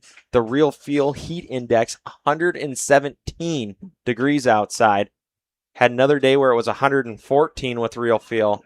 So this kind of like air conditioning tonight, and I think it's still maybe a tick over 90. Feels a lot better than those days there for sure. The 0-2 to Max Scott. Swung on, line drive, and a good chunk of hitting as that gets down for a base hit. Max with 2 hits on the game tonight. And that's going to bring up number 42, Braden Jervik. And Max Scott getting the courtesy runner for the pitcher.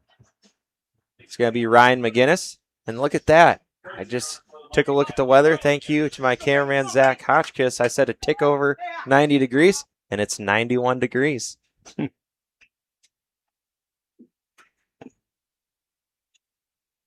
First pitch on the way to Jervik, a called strike.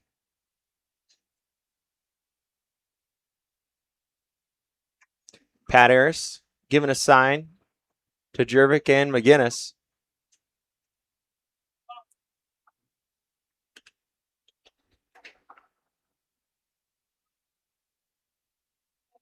The 0-1 in the turf.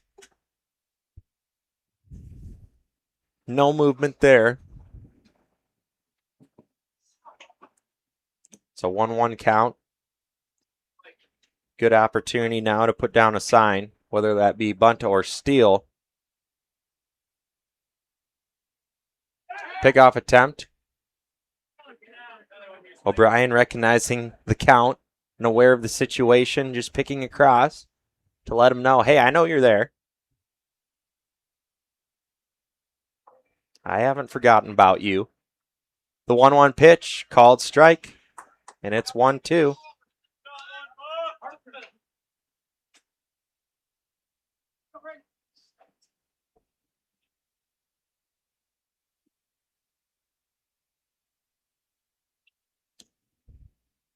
Pickoff attempt, and McGinnis sliding safely back into first base.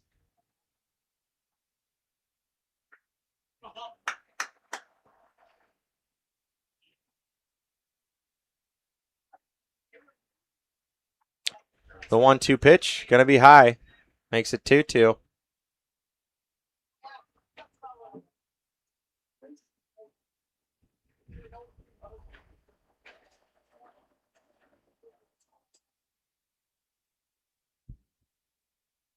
The 2-2 offering in the turf, and Harder going to back pick. Got him. And got him.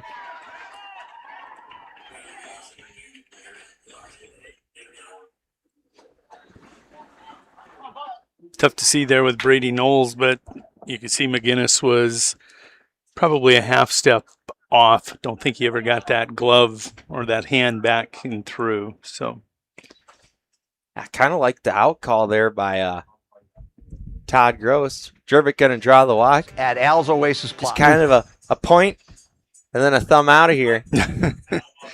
Making it look smooth out there is Todd Gross. Jervik going to draw the walk, and that's going to bring up number 22, Brady Albrecht. Albrecht with a 2 RBI double and then advanced to third base on a throwing error. Hard hit ball for Brady, and that's going to be down for another hit. And Albrecht having an absolute phenomenal game. Hitting the ball well, every ball. A beautiful line drive, and that's what you want to do. I'm sure there's not a lot of coaches out there who'd complain if you come up to the plate and are just consistently hitting line drive after line drive. And that's what Albrecht's doing here tonight. He's going to get a courtesy runner. That's Caleb Weber. And ball going to get away from Harder. He thought it went behind him, but actually bounced out in front. So runners going to move ahead. And Spencer Freudenthal at the plate. His last plate appearance, 2-run shot over the center field wall. Right center field.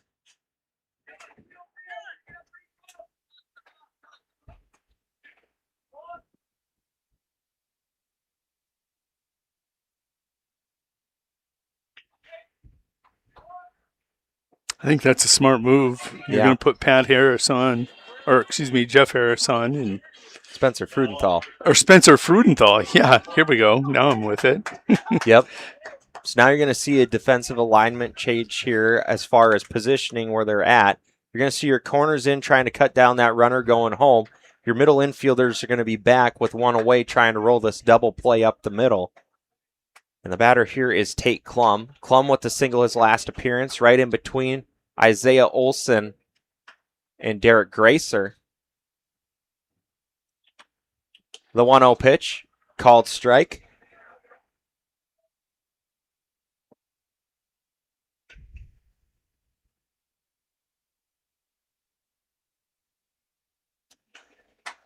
And the 1-1 fouled off towards the parking lot. No thud.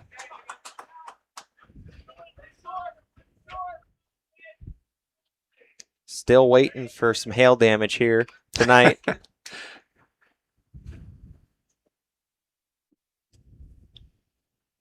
1-2 swung on. This one popped up. It's going back in foul territory and out of play.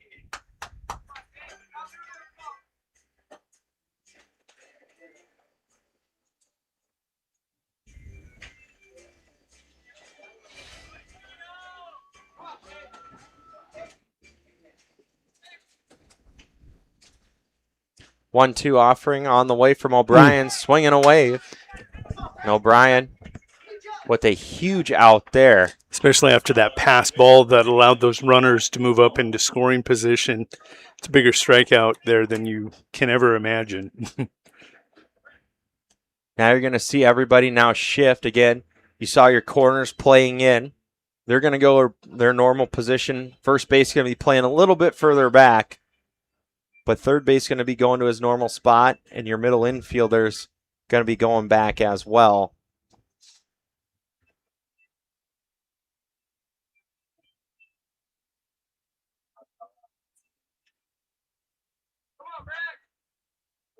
Four strikeouts for O'Brien. First pitch going to miss. We're at the bottom of the order here for the Mudcats. Braxton Wilhelm at the plate. Chance at some RBIs. Went down on strikes his last appearance. The 1-0. Swung on, hard hit ball. This one out towards right center field. Going back, AC at the wall, and he makes the grab. Just right before the warning track. Hard hit ball, but just a hair shy of a grand slam. That would have really made things interesting here at the tomato patch. But O'Brien able to get out of it with no damage done. Your score, 6-4 as we head into the top of the sixth. We'll step aside and we'll be right back after a word from these sponsors. My great-grandfather, Gus Bowie, opened the first store in 1905. I'm R.F. Bowie, the president of Bowie Foods. We aren't your typical store. You'll find everything you need for your family. You'll save money, and I promise you're going to enjoy your grocery shopping experience. We carry a lot of locally produced products and some things you just aren't going to find anywhere else. South Dakota owned, family owned, Bowie Foods. What does it take to feed and fuel the world? To integrate a global ag and energy supply chain, serving farmers and advancing agriculture. What does it take to build communities, powering rural economies and empowering agriculture? It takes the nation's leading farmer-owned cooperative. It takes a co-op. It takes CHS.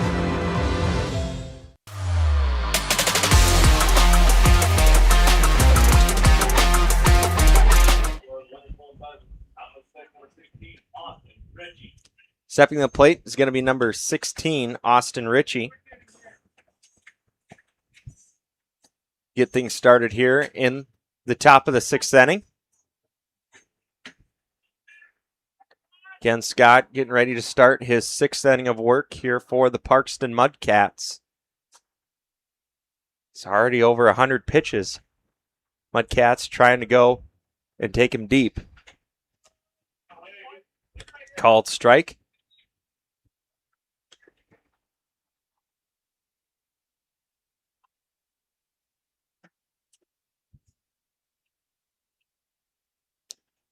The 0-1 pitch. Fouled off. It'd be interesting to see who the Mudcats go to as far as relieving pitcher. Normally looking at maybe a Mason Herman, but he came in relief of Scott that second day against Mount Vernon and threw quite a few. So I don't know. Maybe they try and bring him back out here, but the arm definitely going to be a little bit tender coming into this matchup. That is if Scott needs the reliever, of course. The 1-2 offering to Austin Ritchie. This one shot foul.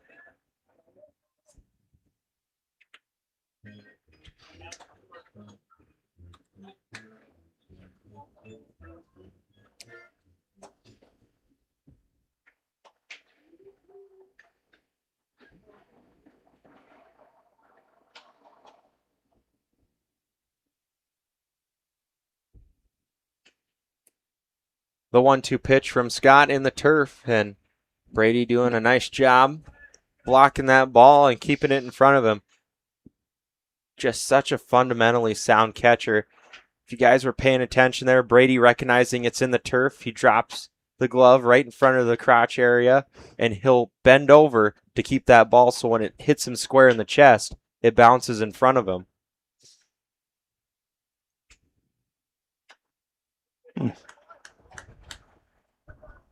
This one fouled back. Out of play. Count remains 2-2.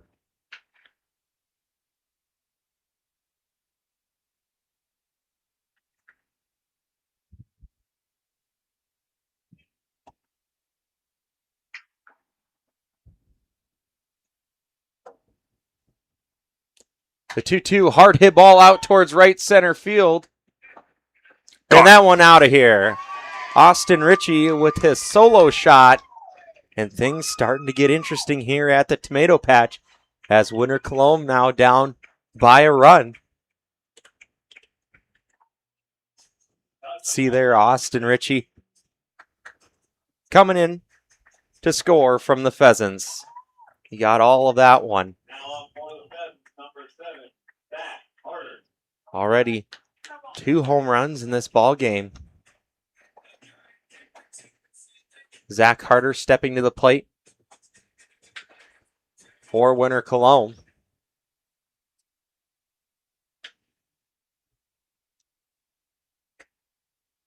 First pitch low for ball 1.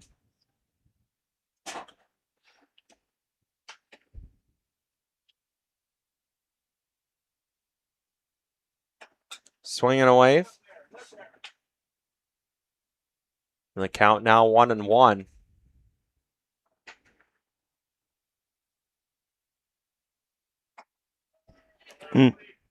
Called strike. And the count 1-2.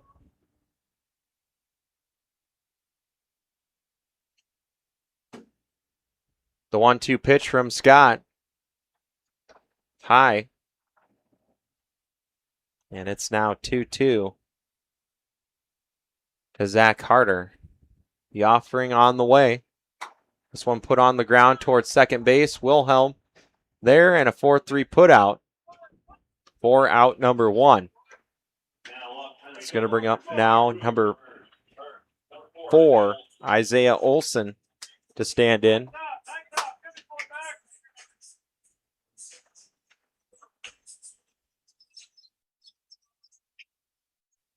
Olson playing third base for the Pheasants.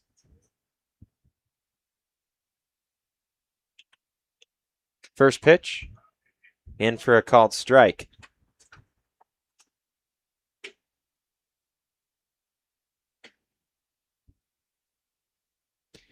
The 0-1 offering swung on, and a quick 0-2 count to Isaiah Olson.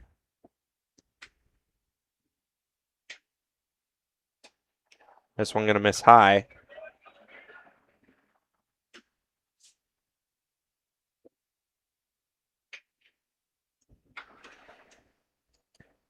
And the 1-2 put into play on the right side, but in foul territory. And no play.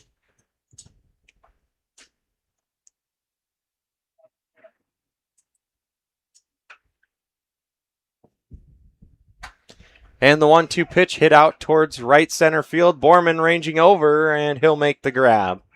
4 out, number 2.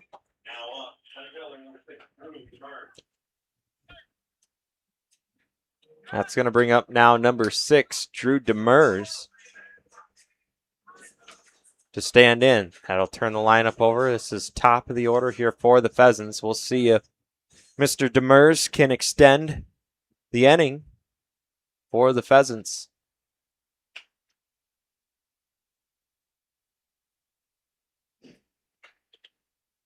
First pitch going to be high for ball 1.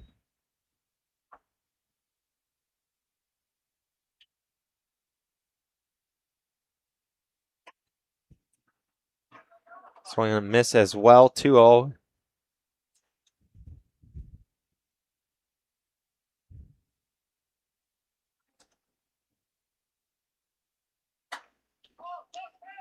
High fly ball, shallow center field. Jervik calling for it, and he makes the grab.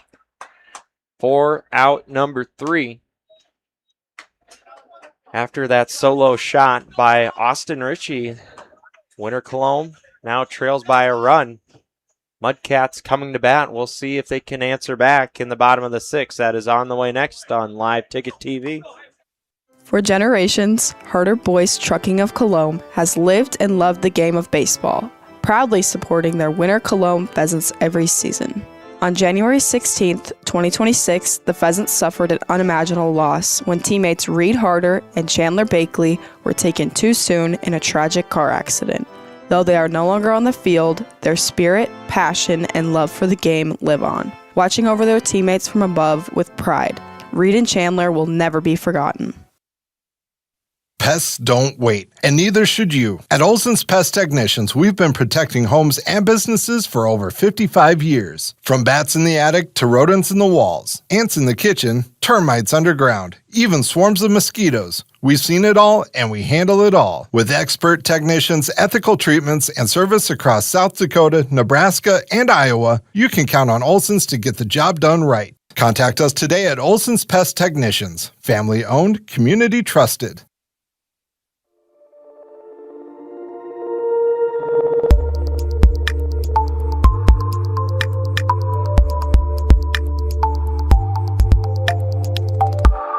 Are you tired?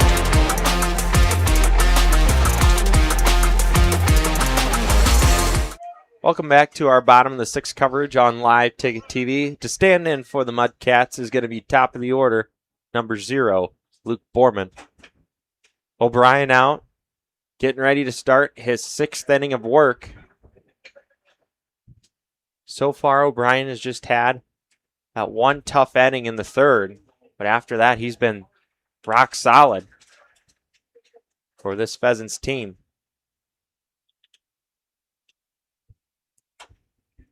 This one put on the ground. Olson charges it. The throw. What? Oh, they're going to say he's off the bag. Lamley tried to hang on, and he just missed the bag. Really stretching out. Throw a little wide. We're going to give an E5 on that one there. Errant throw. So Borman will reach on the air. That's going to bring up now number 8, Jeff Harris, right fielder for the Mudcats. He'll stand in and take some hacks from the left side, but Austin Ritchie wants the umpires to talk about it. And Perry Negebauer has a good shot. And that's still going to say same thing, safe, that his foot was off the bag. Ritchie trying to plead his case. And Perry is going to stand firm on the call. So again, runner safe. Going to reach via the throwing area, E5. And once again, Jeff Harris at the plate to stand in for the Mudcats and see if they maybe can extend their lead with a leadoff runner aboard.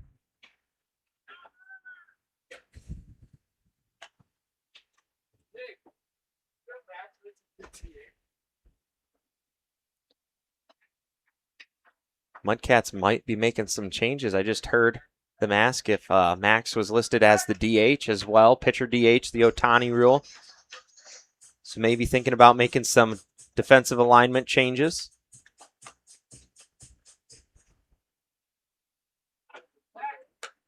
Big off attempt over at first base, and Borman safely back.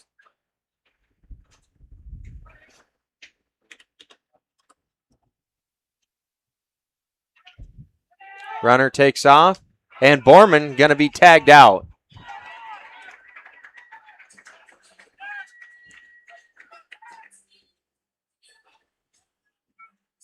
And Harder will get him this time. So after the error, the arm of Zach Harder able to collect on the first out of the inning.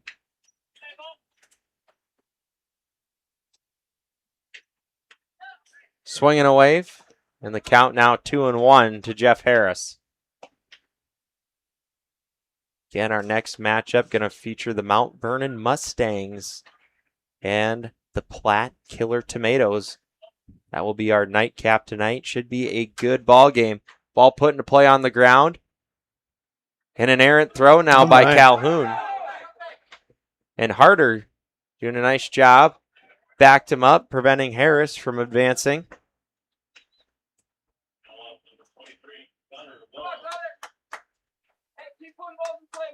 Dylan Lamley asking what he did to his teammates in pregame warm-up to stretch him out and move him around like that. He's like, hands on the hips, like, guys, I'm too old to be doing this.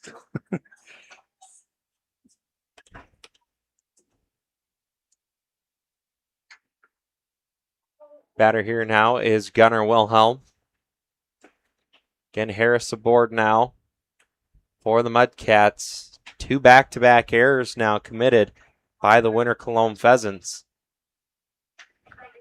Thankfully, Harder was able to negate one of those after Borman was caught stealing. The pitch from O'Brien, high and tight. Might have trimmed his neck hairs there a little bit.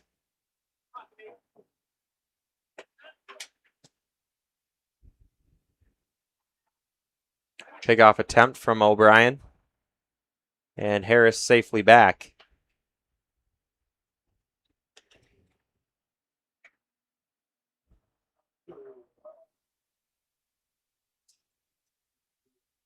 The 1-1 pitch. Swung on. Big swing there from Gunnar Wilhelm. Trying to take the Mudcats up by another 2 runs with that swing. I don't think he's getting cheated. The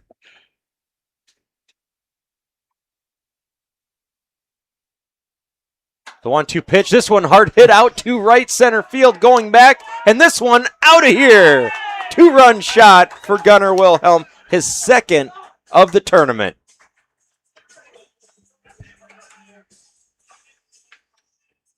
And the Mudcats now going to go up 8-5 over Winter Colome.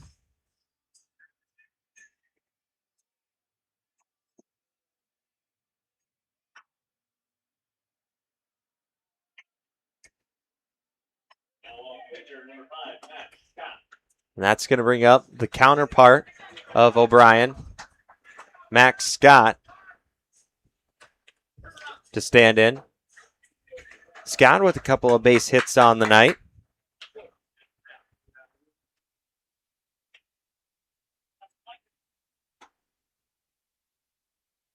First pitch going to be off the plate for ball 1. Still a lot of baseball left here to play. Definitely don't want to hang the heads yet. Winter Colome still very much in this game. Just need to get out of this inning.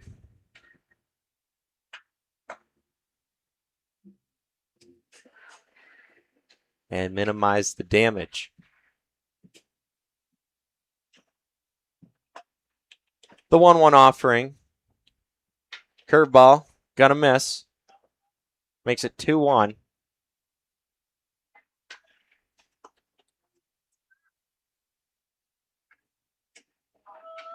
And a called strike makes it 2-2. O'Brien looking for his second out of the inning. 2-2 offering, and that one going to miss outside.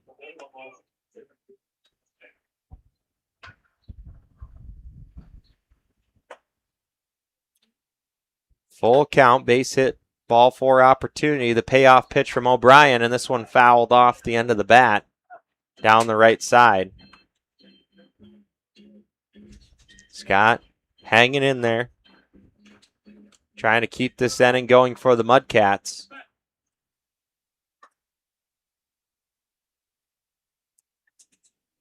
Payoff pitch on the way, cut on, and foul tipped back in the glove of Zach Harder for out number 3. Or excuse me, out number 2. Looks like we had bullpen activity. We're following him in. That would be Mason Herman, number 16. He was working hard to get it loose over there on that first base line. He's been the workhorse here for the Parkston Mudcats. By far the most innings pitched on the team. First pitch to Jervik. This one going to get away from Harder for ball 1. Jervik thought about it, was able to stay disciplined. Oh, they said he did go around at it.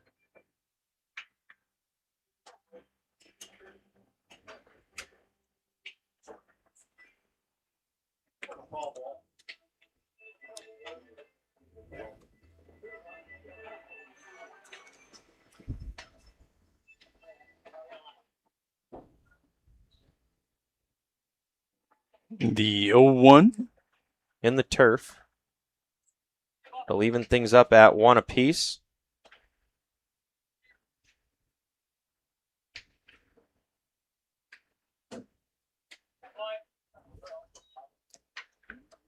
This one for ball.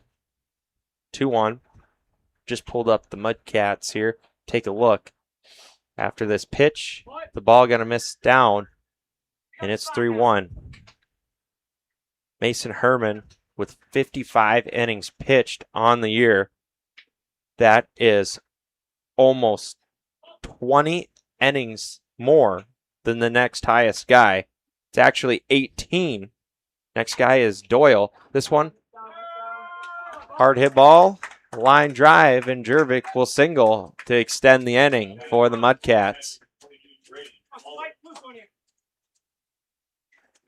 That's going to bring up the catcher, Brady Albrecht, who's been having a tremendous night tonight. Seeing the ball well at the plate. So far, 3 for 3.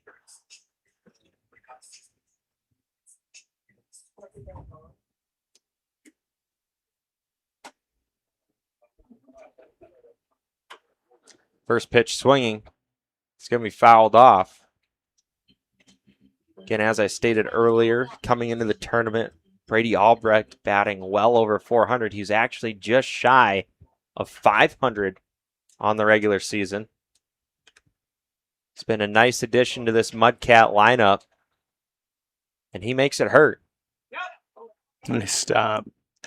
And, oh, he's going to evade the tag.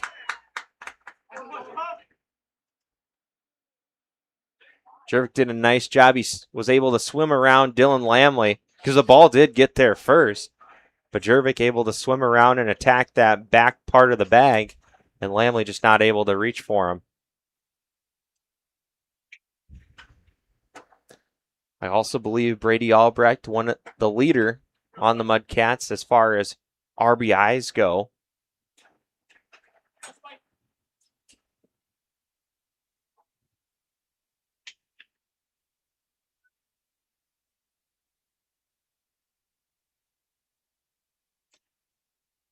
Pickoff attempt over at first base.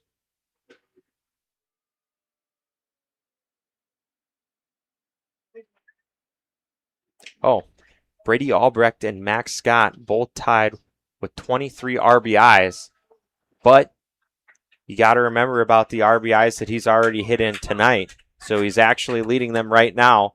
But Albrecht going to get called with a backwards K for out number 3. But now before the Mudcats get 2 more across the board on a 2-run shot by Gunnar Wilhelm, and your score now 8-5 after 6 complete. We'll step aside and we'll be right back. And it looks like we're going to have a new arm taking the mound. It's going to be number 16, Mason Herman. So we got some defensive alignment changes here. We'll step aside and we'll be back in 30 seconds to get you guys those changes on Live Ticket TV. High energy bills and uncomfortable temperatures in your home? TS Insulating specializes in spray foam, blow-in insulation, and bib system insulation that not only keeps your home cozy and comfortable, but also helps you save on energy costs. Todd will work with you to determine the best insulation solution for your home or business, ensuring maximum energy efficiency and savings along with being healthy for your family. So why wait? Give Todd a call today and start enjoying the benefits of TS Insulating.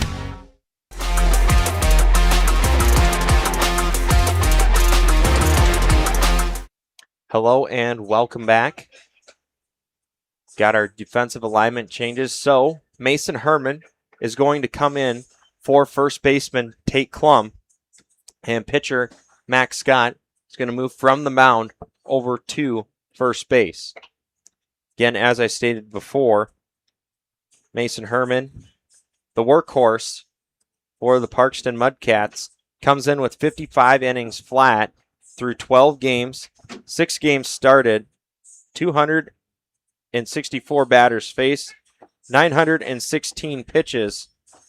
His record is 6-2 on the regular season. No save attempts, no opportunities. He's given up 60 hits, 39 runs, 29 which were earned, 23 walks, 49 strikeouts, 15 hits batsman, and he comes into this game with a 3.69 ERA on the season. His first assignment is going to be number 2, Cam Anderson.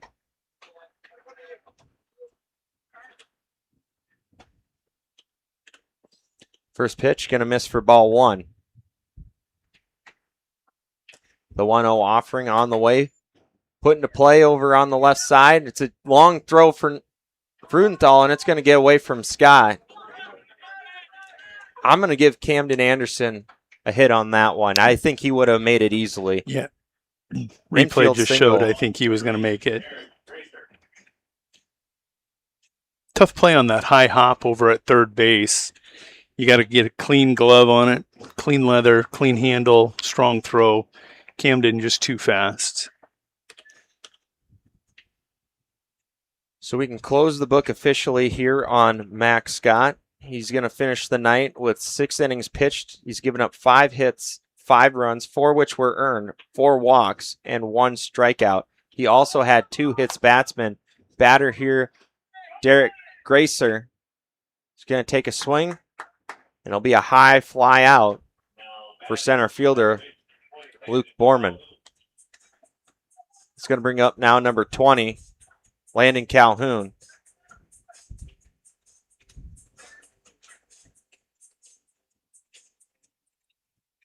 And we got some action over on the Winter Colome side of things. Looks like Isaiah Olson out there throwing the rock around with Zach Olson. It could be either one of those two. They could go with Zach or Isaiah in this particular spot.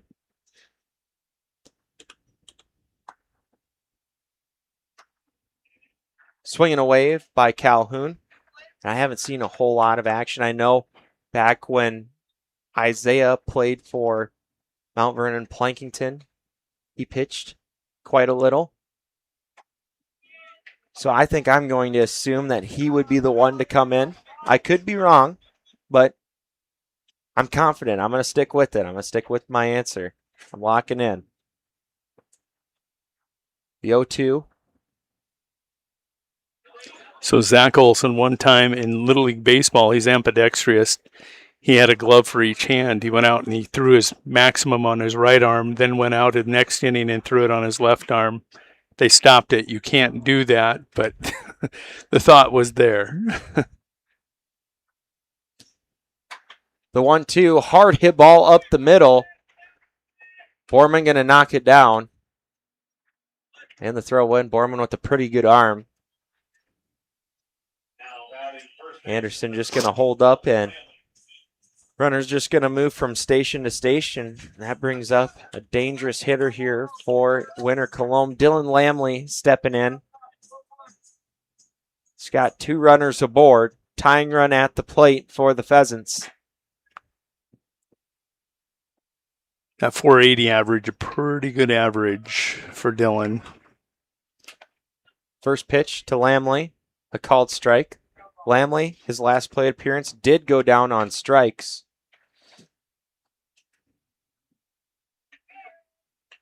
Herman just keeping Anderson close. Again, I talked about a little bit earlier, Herman actually pitched in the tournament already. I don't know exactly how many pitches he threw. I know he was up on that 100 mark, maybe even a little over. And he's coming back into this ball game just a couple days later, try and punch his team to the state tournament. Curveball sent the other way, and Harris going to make the grab. You can see there, Jeff ready to make that throw to third base. He had the curl hop locked and loaded, and Anderson just going to hold up at second. With 2 away, your batter for the Pheasants going to be Austin Calhoun.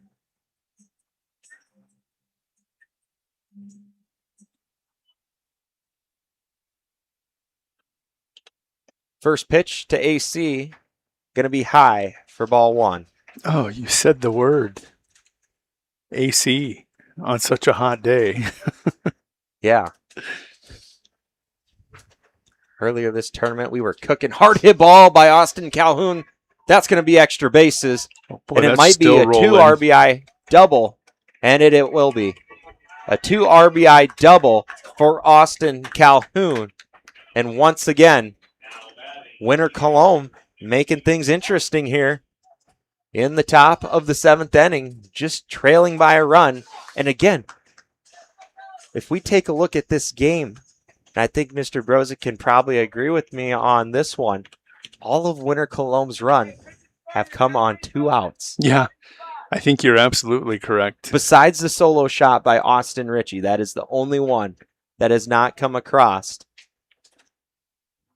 on 2 outs. And speaking of Austin Ritchie, I was just thinking, he's at the plate. Last time, a shot over right center field. If he repeats here, the Pheasants take a 9-8 lead over the Mudcats. First pitch, a called strike, the 0-1 offering high, and we're evened up now at 1 apiece.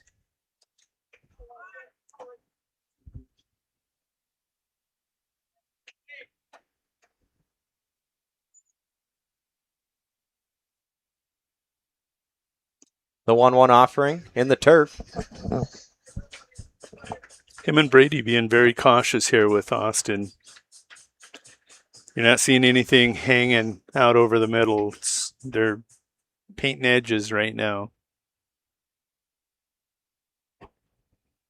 The 2-1. Again, missing just outside. Really trying to nibble that outside corner. Just can't quite get it. Hitters count here for Ritchie.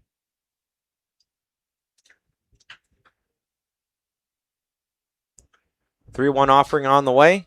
And a called strike finally gets that nibble. And it's now 3-2. Again, AC standing on second base after his 2 RBI double to the gap out in left center field.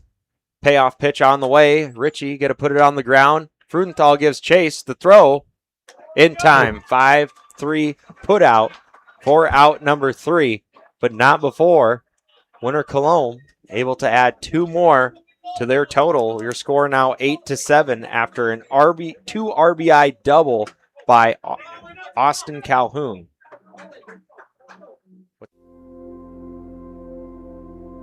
Agriculture is like no other business, which makes Farm Credit Services of America like no other lender. Owned by the farmers and ranchers we serve, our customers have a voice in how we work, a stake in what we do, and share in our success. Discover a lender that works for you at Farm Credit Services of America.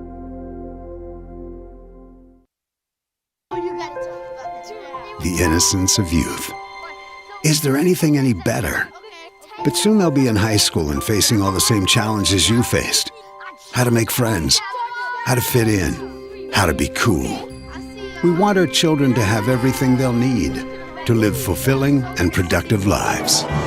Make sure the kids in your family are among the more than 57,000 participants here in South Dakota who take part in high school sports or activities.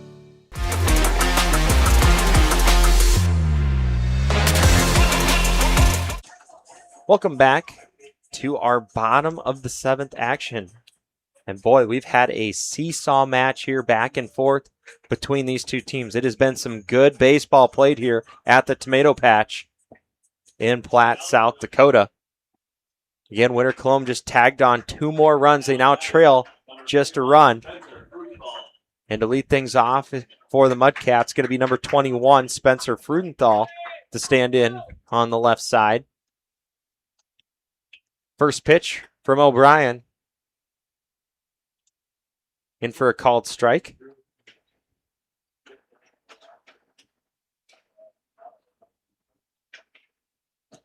The 0-1 pitch.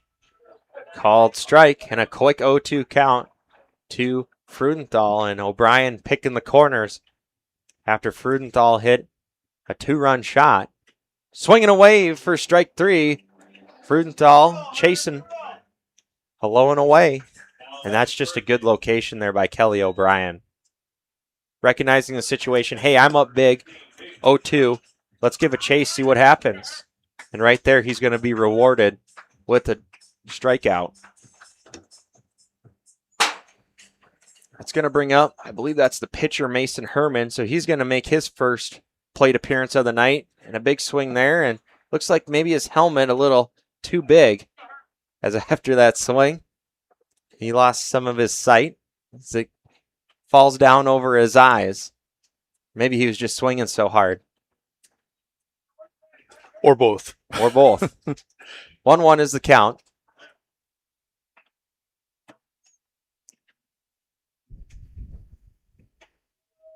And a called strike makes it 1-2. Both of these teams have been very explosive so far offensively.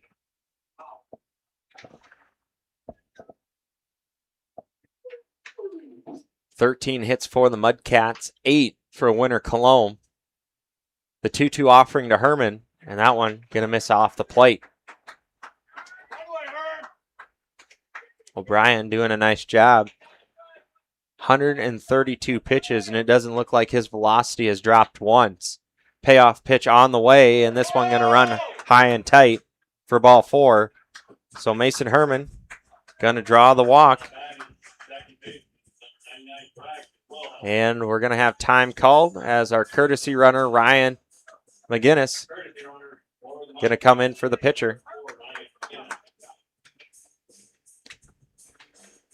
Sign given by Pat Harris at the plate. Braxton Wilhelm. With it getting this tight, you almost wonder if you're going to start seeing some small ball. Maybe Wilhelm laying down a bunt to advance McGinnis to second base. And the first pitch going to miss for ball 1.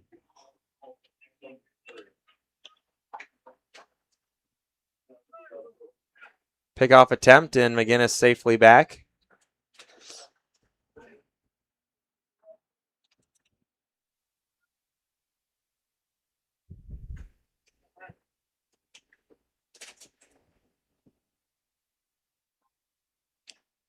Swing and a miss. Going to even the count up at 1-1.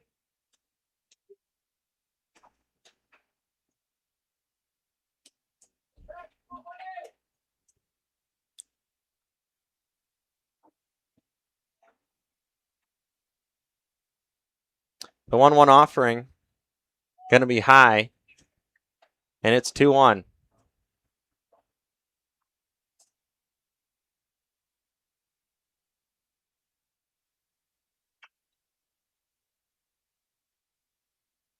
The 2-1 pitch, swinging away. And we're evened up again at 2-2.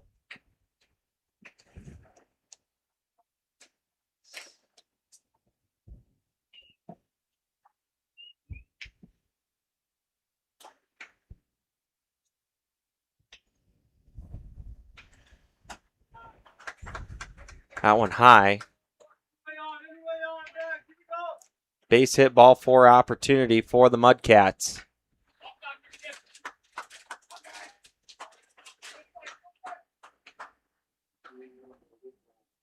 Payoff pitch, going to run inside and hit Wilhelm. Now runners on first and second base, and we're going to have a mound visit here from Austin Ritchie. And that's going to do it for O'Brien as he walks over to third base. New arm. Looks like it's going to be Isaiah Olson. So I'm guessing Ritchie probably filled him in on the situation. So we'll step aside here for 30 seconds as I pull up the pitching stats for Olson, and we'll give him some time to warm up. That is on the way next on Live Ticket TV. For over 100 years, one thing has never changed at the Calhoun Ranch: our commitment to raising quality cattle. Nestled near the banks of the White River, our family has proudly raised quality cattle since 1909. For 5 generations, we've built a legacy rooted in hard work, integrity, and responsible stewardship of both our livestock and the land. It's more than ranching. It's a tradition passed from one generation to the next. Welcome to Bowie Foods at Al's Oasis Plaza. My great-grandfather, Gus Bowie, opened the first store in 1905. I'm R.F. Bowie, the president of Bowie Foods. We aren't your typical store. You'll find everything you need for your family. You'll save money, and I promise you're going to enjoy your grocery shopping experience. We carry a lot of locally produced products and some things you just aren't going to find anywhere else. South Dakota owned, family owned, Bowie Foods. What does it take to feed and fuel the world? To integrate a global ag and energy supply chain, serving farmers and advancing agriculture. What does it take to build communities, powering rural economies and empowering agriculture? It takes the nation's leading farmer-owned cooperative. It takes a co-op. It takes CHS.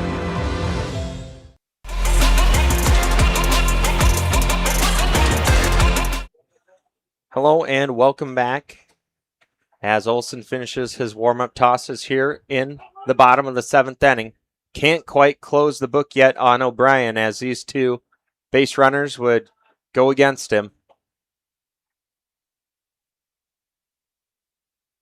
First pitch for ball 1. Again, new pitcher here, Isaiah Olson, comes in with 18 innings pitched. He's appeared in 5 games, faced 84 batters, thrown 322 pitches.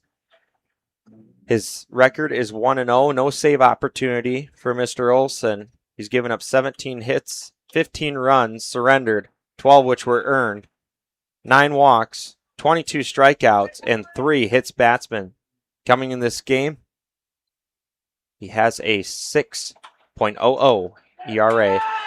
And a hard hit ball down the line by Luke Borman, and that's going to be for extra bases. It'll be an RBI double. And the Mudcats sneak another one across. That's going to bring up number 8, Jeff Harris.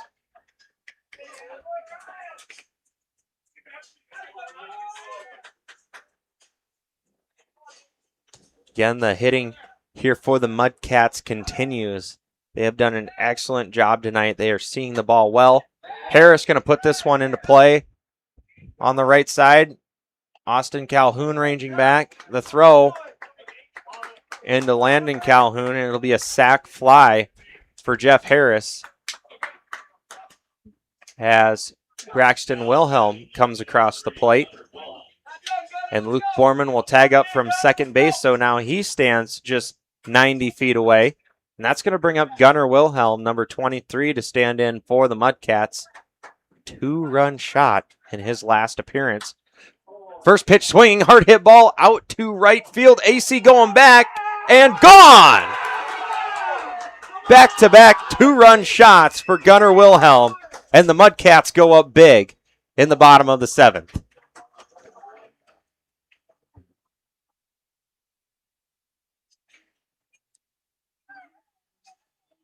Man, the Mudcats just seeing the ball well tonight at the plate. 15 hits on the night.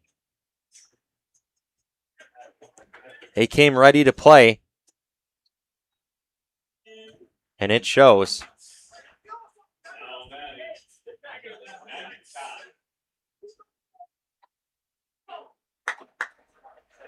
First pitch, in for a called strike.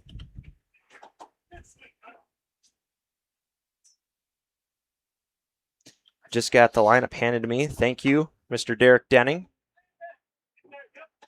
Always very punctual on that. Pop fly taken by Landon Calhoun. I'm not going to tell you who's pitching, by the way. You're going to have to tune into the next game to find that out. The Mudcats going to score 4 here in the bottom of the seventh. You're going to tell me, though, right? Maybe. Okay. I'll see. Your score, 12-7 after 7 complete. Winter Colome needing to get things going offensively, and we'll find out if they do. That is on the way next on Live Ticket TV. For generations, Harder Boys Trucking of Colome has lived and loved the game of baseball, proudly supporting their Winter Colome Pheasants every season. On January 16, 2026, the Pheasants suffered an unimaginable loss when teammates Reed Harder and Chandler Bakley were taken too soon in a tragic car accident. Though they are no longer on the field, their spirit, passion, and love for the game live on, watching over their teammates from above with pride. Reed and Chandler will never be forgotten. Pests don't wait, and neither should you. At Olson's Pest Technicians, we've been protecting homes and businesses for over 55 years. From bats in the attic to rodents in the walls, ants in the kitchen, termites underground, even swarms of mosquitoes. We've seen it all, and we handle it all. With expert technicians, ethical treatments, and service across South Dakota, Nebraska, and Iowa, you can count on Olson's to get the job done right. Contact us today at Olson's Pest Technicians. Family-owned, community-trusted.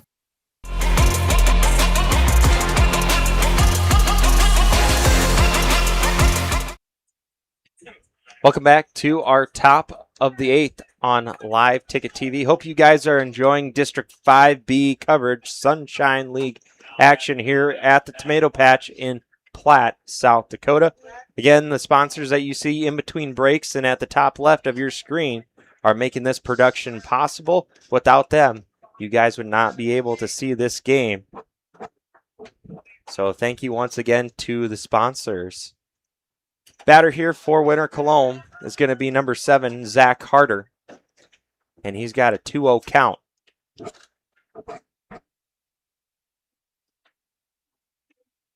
The 2-0, high. So a quick 3-0 count to Harder. 3-0 pitch on the way from Herman. And that one going to miss as well. And Harder going to draw the walk. That's going to bring up the new pitcher here for the Pheasants. Isaiah Olson. Sorry, looking at the courtesy runner, it's going to be Zach Olson, number 5.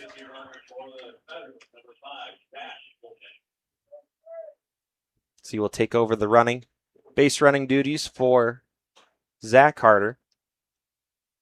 First pitch on the way. Called strike.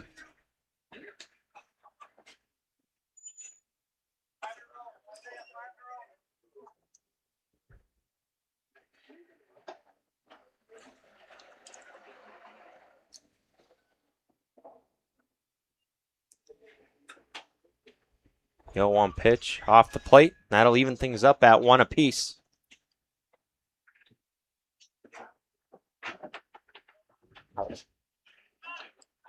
Time called. And Winter Colome curious now on what the count is as we have 2-0 on the scoreboard. And Brady also wanting a time as well 1-1. Yep. First pitch was a strike. Looks like that his pud might have fallen apart. Maybe some strings coming undone. That's how hard Herman's throwing. He does have some nice velocity, maybe a little bit down tonight. Like we mentioned before, he's already pitched in this tournament just a few days ago, and he threw right around 100, maybe even well over. I can't remember off the top of my head. I know he came in and pitched 6 innings and closed the game for the Mudcats.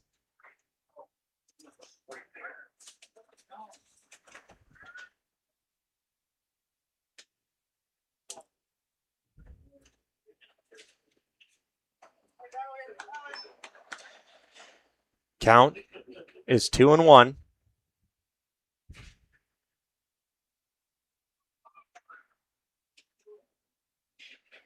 The 2-1 pitch put on the ground. And no play for Wilhelm. Wilhelm was playing deep, expecting that double play, a hard hit ball. And that one just a slow chopper and no play. So that'll be an infield single. Once it gets by the pitcher in that situation, the pitcher is your first line of defense. When you're back playing DP, like you're saying, it's almost a guaranteed infield single on something that soft. Let's get turn the lineup over. Drew Demers stepping in for winner Colome.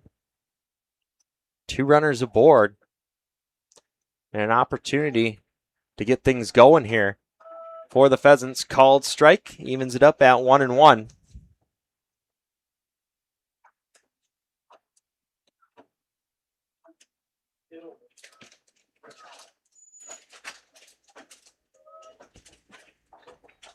Another called strike makes the count 1-2.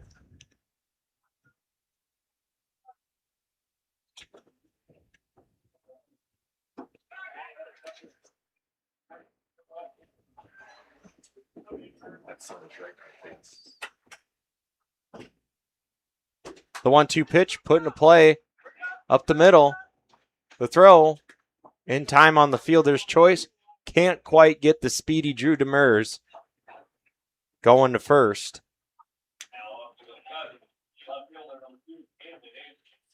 So 1 away. Runners now on the corners, and that's going to bring up number 2, Cam Anderson, to step in for the Pheasants. As you can see, different jersey representing the Legion. Which post would that be? 169. 169, there you go. Pickoff attempt over at first base, and Drew Demers safely back.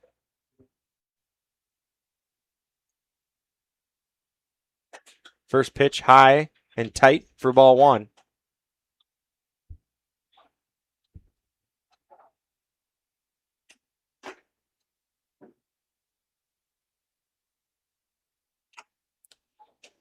The 1-0 fouled back into the backstop, and we have ones across the board. An RBI for Anderson, just 90 feet away. The 1-1 offering. This one popped up kind of off towards no man's land, giving chase, and Jervik ranging over and making the call. Excuse me, the grab. He called off Spencer Frudenthal, and that's going to prevent the runner from coming across. Is that Zach Olson? Yeah.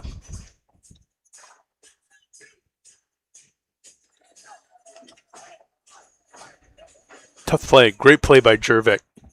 That over-the-head catch, so tough to do.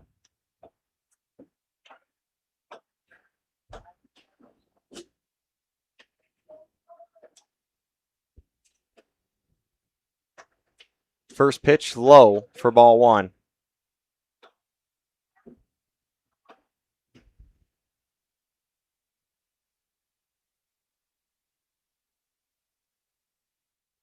The 1-0 offering. High. And it's a quick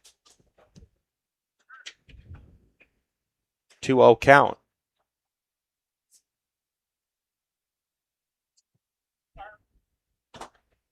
Two-0 pitch to Gracer, and he's going to foul this one off out of play.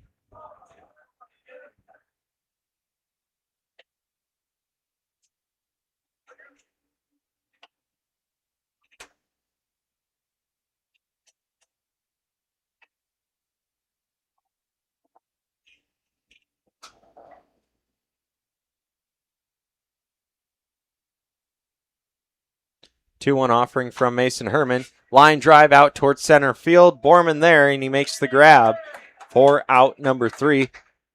The Parkston Mudcats able to hold winner Colome to no runs in the top of the 9. And it's crunch time here. Mudcats, one last opportunity to add on some insurance runs, and then it's do or die here for the winner Colome Pheasants. Of course, if they do lose this, they will have one more opportunity. But it would just be nice to, qualify right off the gate in this matchup. We're going to step aside, and we'll be right back as Olson gets ready to take the mound for his first full inning of work. That is on the way next on Live Ticket TV.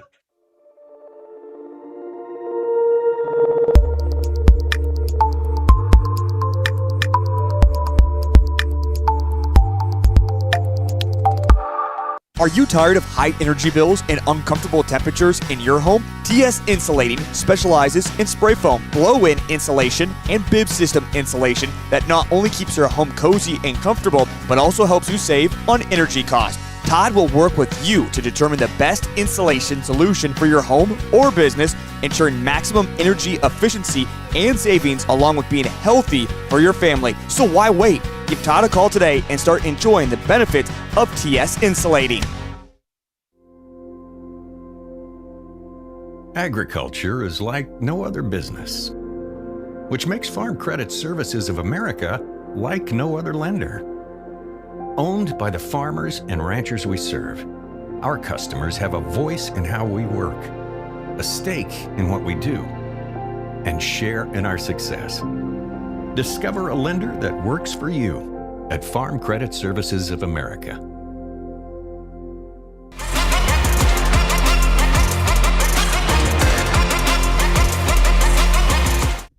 Hello and welcome back to our bottom of the 8th coverage here on Live Ticket TV. And Mudcats, what could be their last time at the plate, trying to tag on some insurance runs here and really put this thing out of reach for winner Colome. First batter going to be number 42, Braden Jervik. And he's got a nice line drive, but it's going to be right at Drew Demers out in center field for out number 1.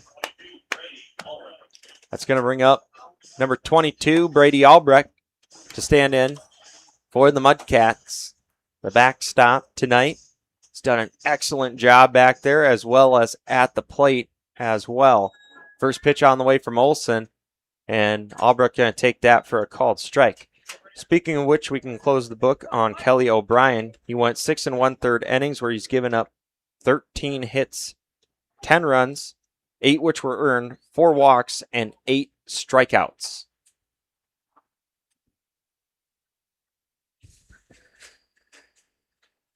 Count is 1-1 to Albrecht. The pitch off the plate for ball 2.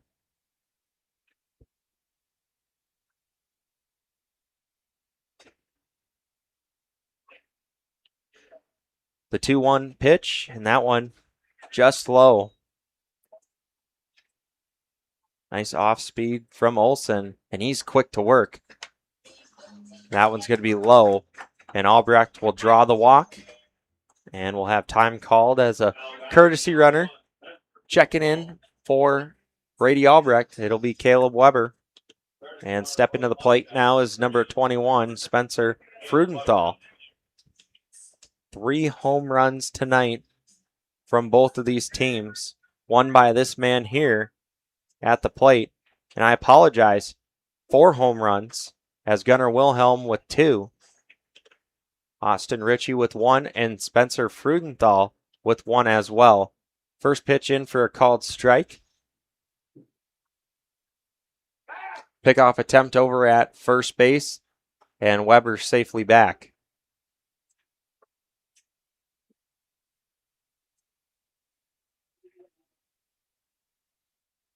The 0-1 pitch, swing and a wave,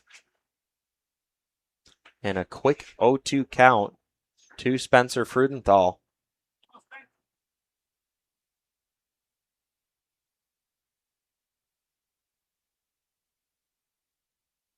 The 0-2 offering off the plate outside. Good spot by Isaiah Olson.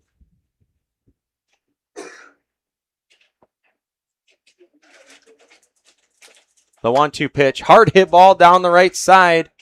Ranging back, AC, and touch 'em all. Spencer Frudenthal now with 2 home runs. And the Mudcats, once again, on nice hitting. That is 4 home runs by the Parkston Mudcats tonight off of Winter Colome pitchers.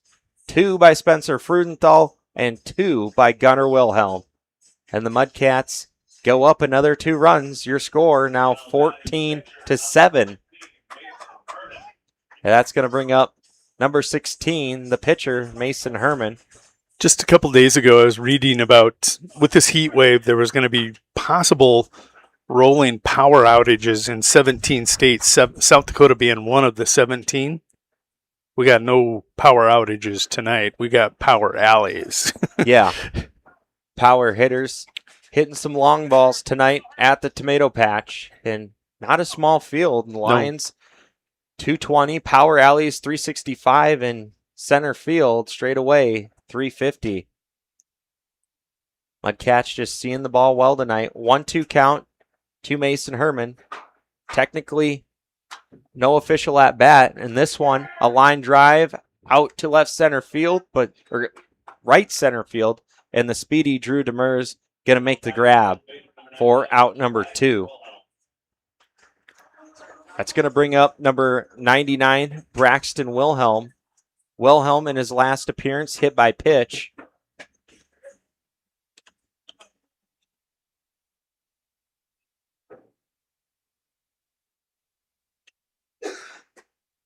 First pitch in for a called strike. Wilhelm thought about it, but is going to lay off regardless. Perry Negebauer saying, nope, strike 1.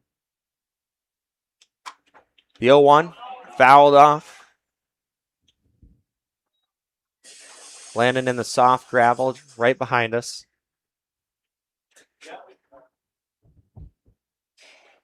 So a quick 0-2 count. Olsen trying to get out of the inning, limiting the damage, and a curveball missing just inside.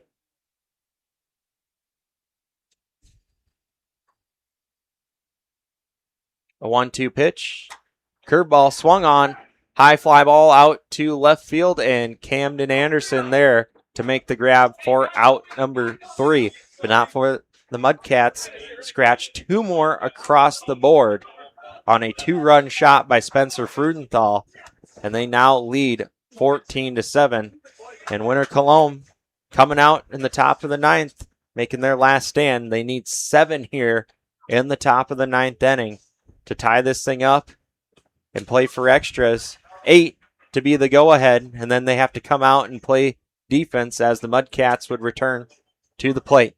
Mason Herman on the mound trying to close this game out and punch his team's ticket to the state amateur baseball tournament.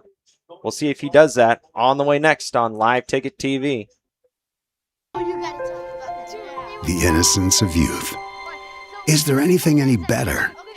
But soon they'll be in high school and facing all the same challenges you faced. How to make friends, how to fit in, how to be cool. We want our children to have everything they'll need to live fulfilling and productive lives. Make sure the kids in your family are among the more than 57,000 participants here in South Dakota who take part in high school sports or activities.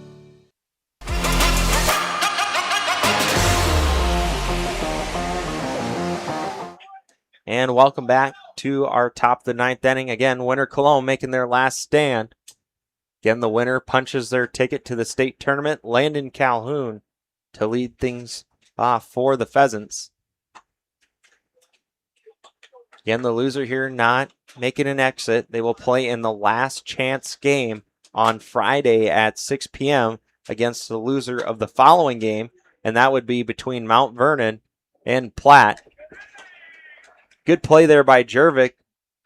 Thrown across his body. Really hard play to make. That's going to go down as an infield single for Landon Calhoun. And they got a leadoff man aboard. And Dylan Lamley stepping to the plate for the Pheasants.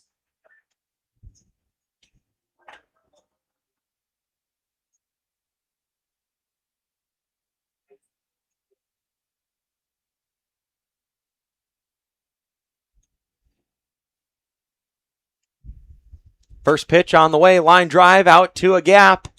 Borman ranging over and showing off his speed. And it'll be an L8 for out number 1. Hard hit ball. Fortunately, just a speedy Luke Borman out there in center field, taking away a chance at a hit. That's going to bring up number 25, Austin Calhoun, to stand in. First pitch on the way to AC, going to be high. It's going to get away from Brady Albrecht. And Calhoun going to advance on the pass ball.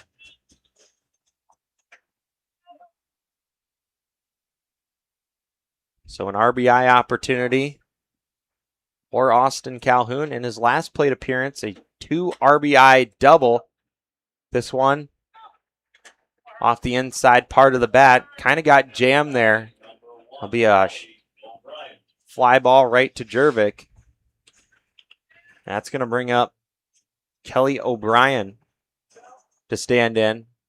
The last hope for the Pheasants with 2 away. First pitch in for a called strike.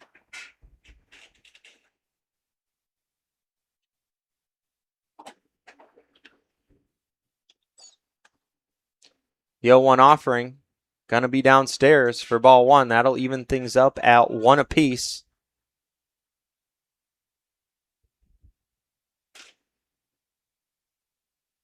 The 1-1 offering swung on, line drive out towards left field, giving chase, and it's over the head of Gunnar Wilhelm. And Kelly O'Brien with an RBI double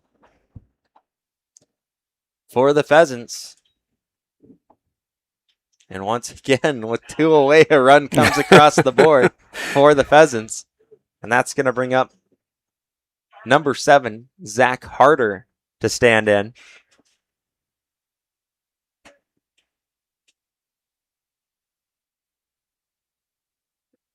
First pitch, going to be high for ball 1.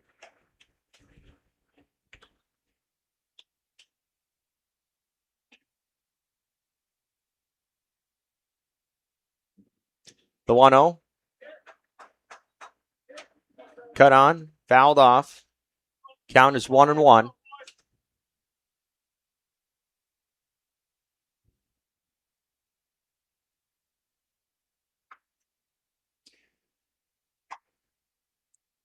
The 1-1 pitch going to miss just off the plate. Good nibble there by Herman.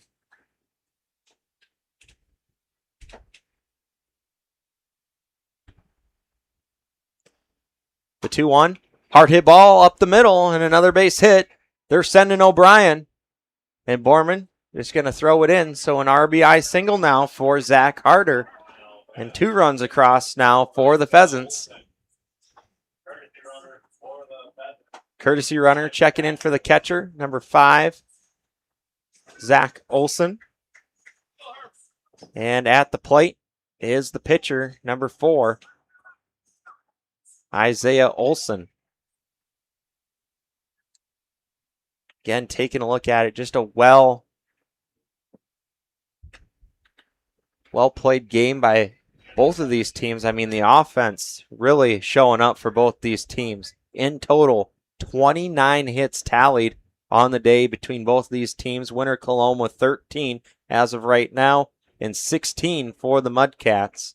Swinging a wave, evens the count at 1-1 for Olson. Again, the biggest thing here for Winner Colome, the 4 errors on the scoreboard. That's what's really hurt them so far in this ball game. You take away that, maybe just have that 1 error, and you might have yourself a much tighter ball game. Again, though, the Mudcats with 4 home runs so far in this ball game. Hitters count for Olson, 3-1, 2 away. Pickoff attempt.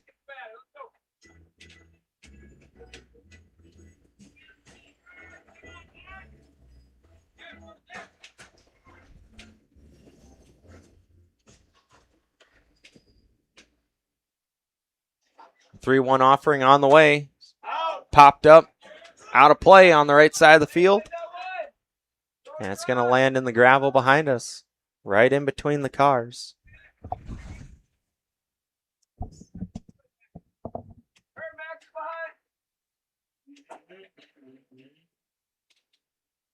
Payoff pitch on the way, swung on, fouled off again. And Olsen doing a nice job staying alive, trying to extend this ball game and give his team a chance, getting the next guy up. Base hit, ball four opportunity.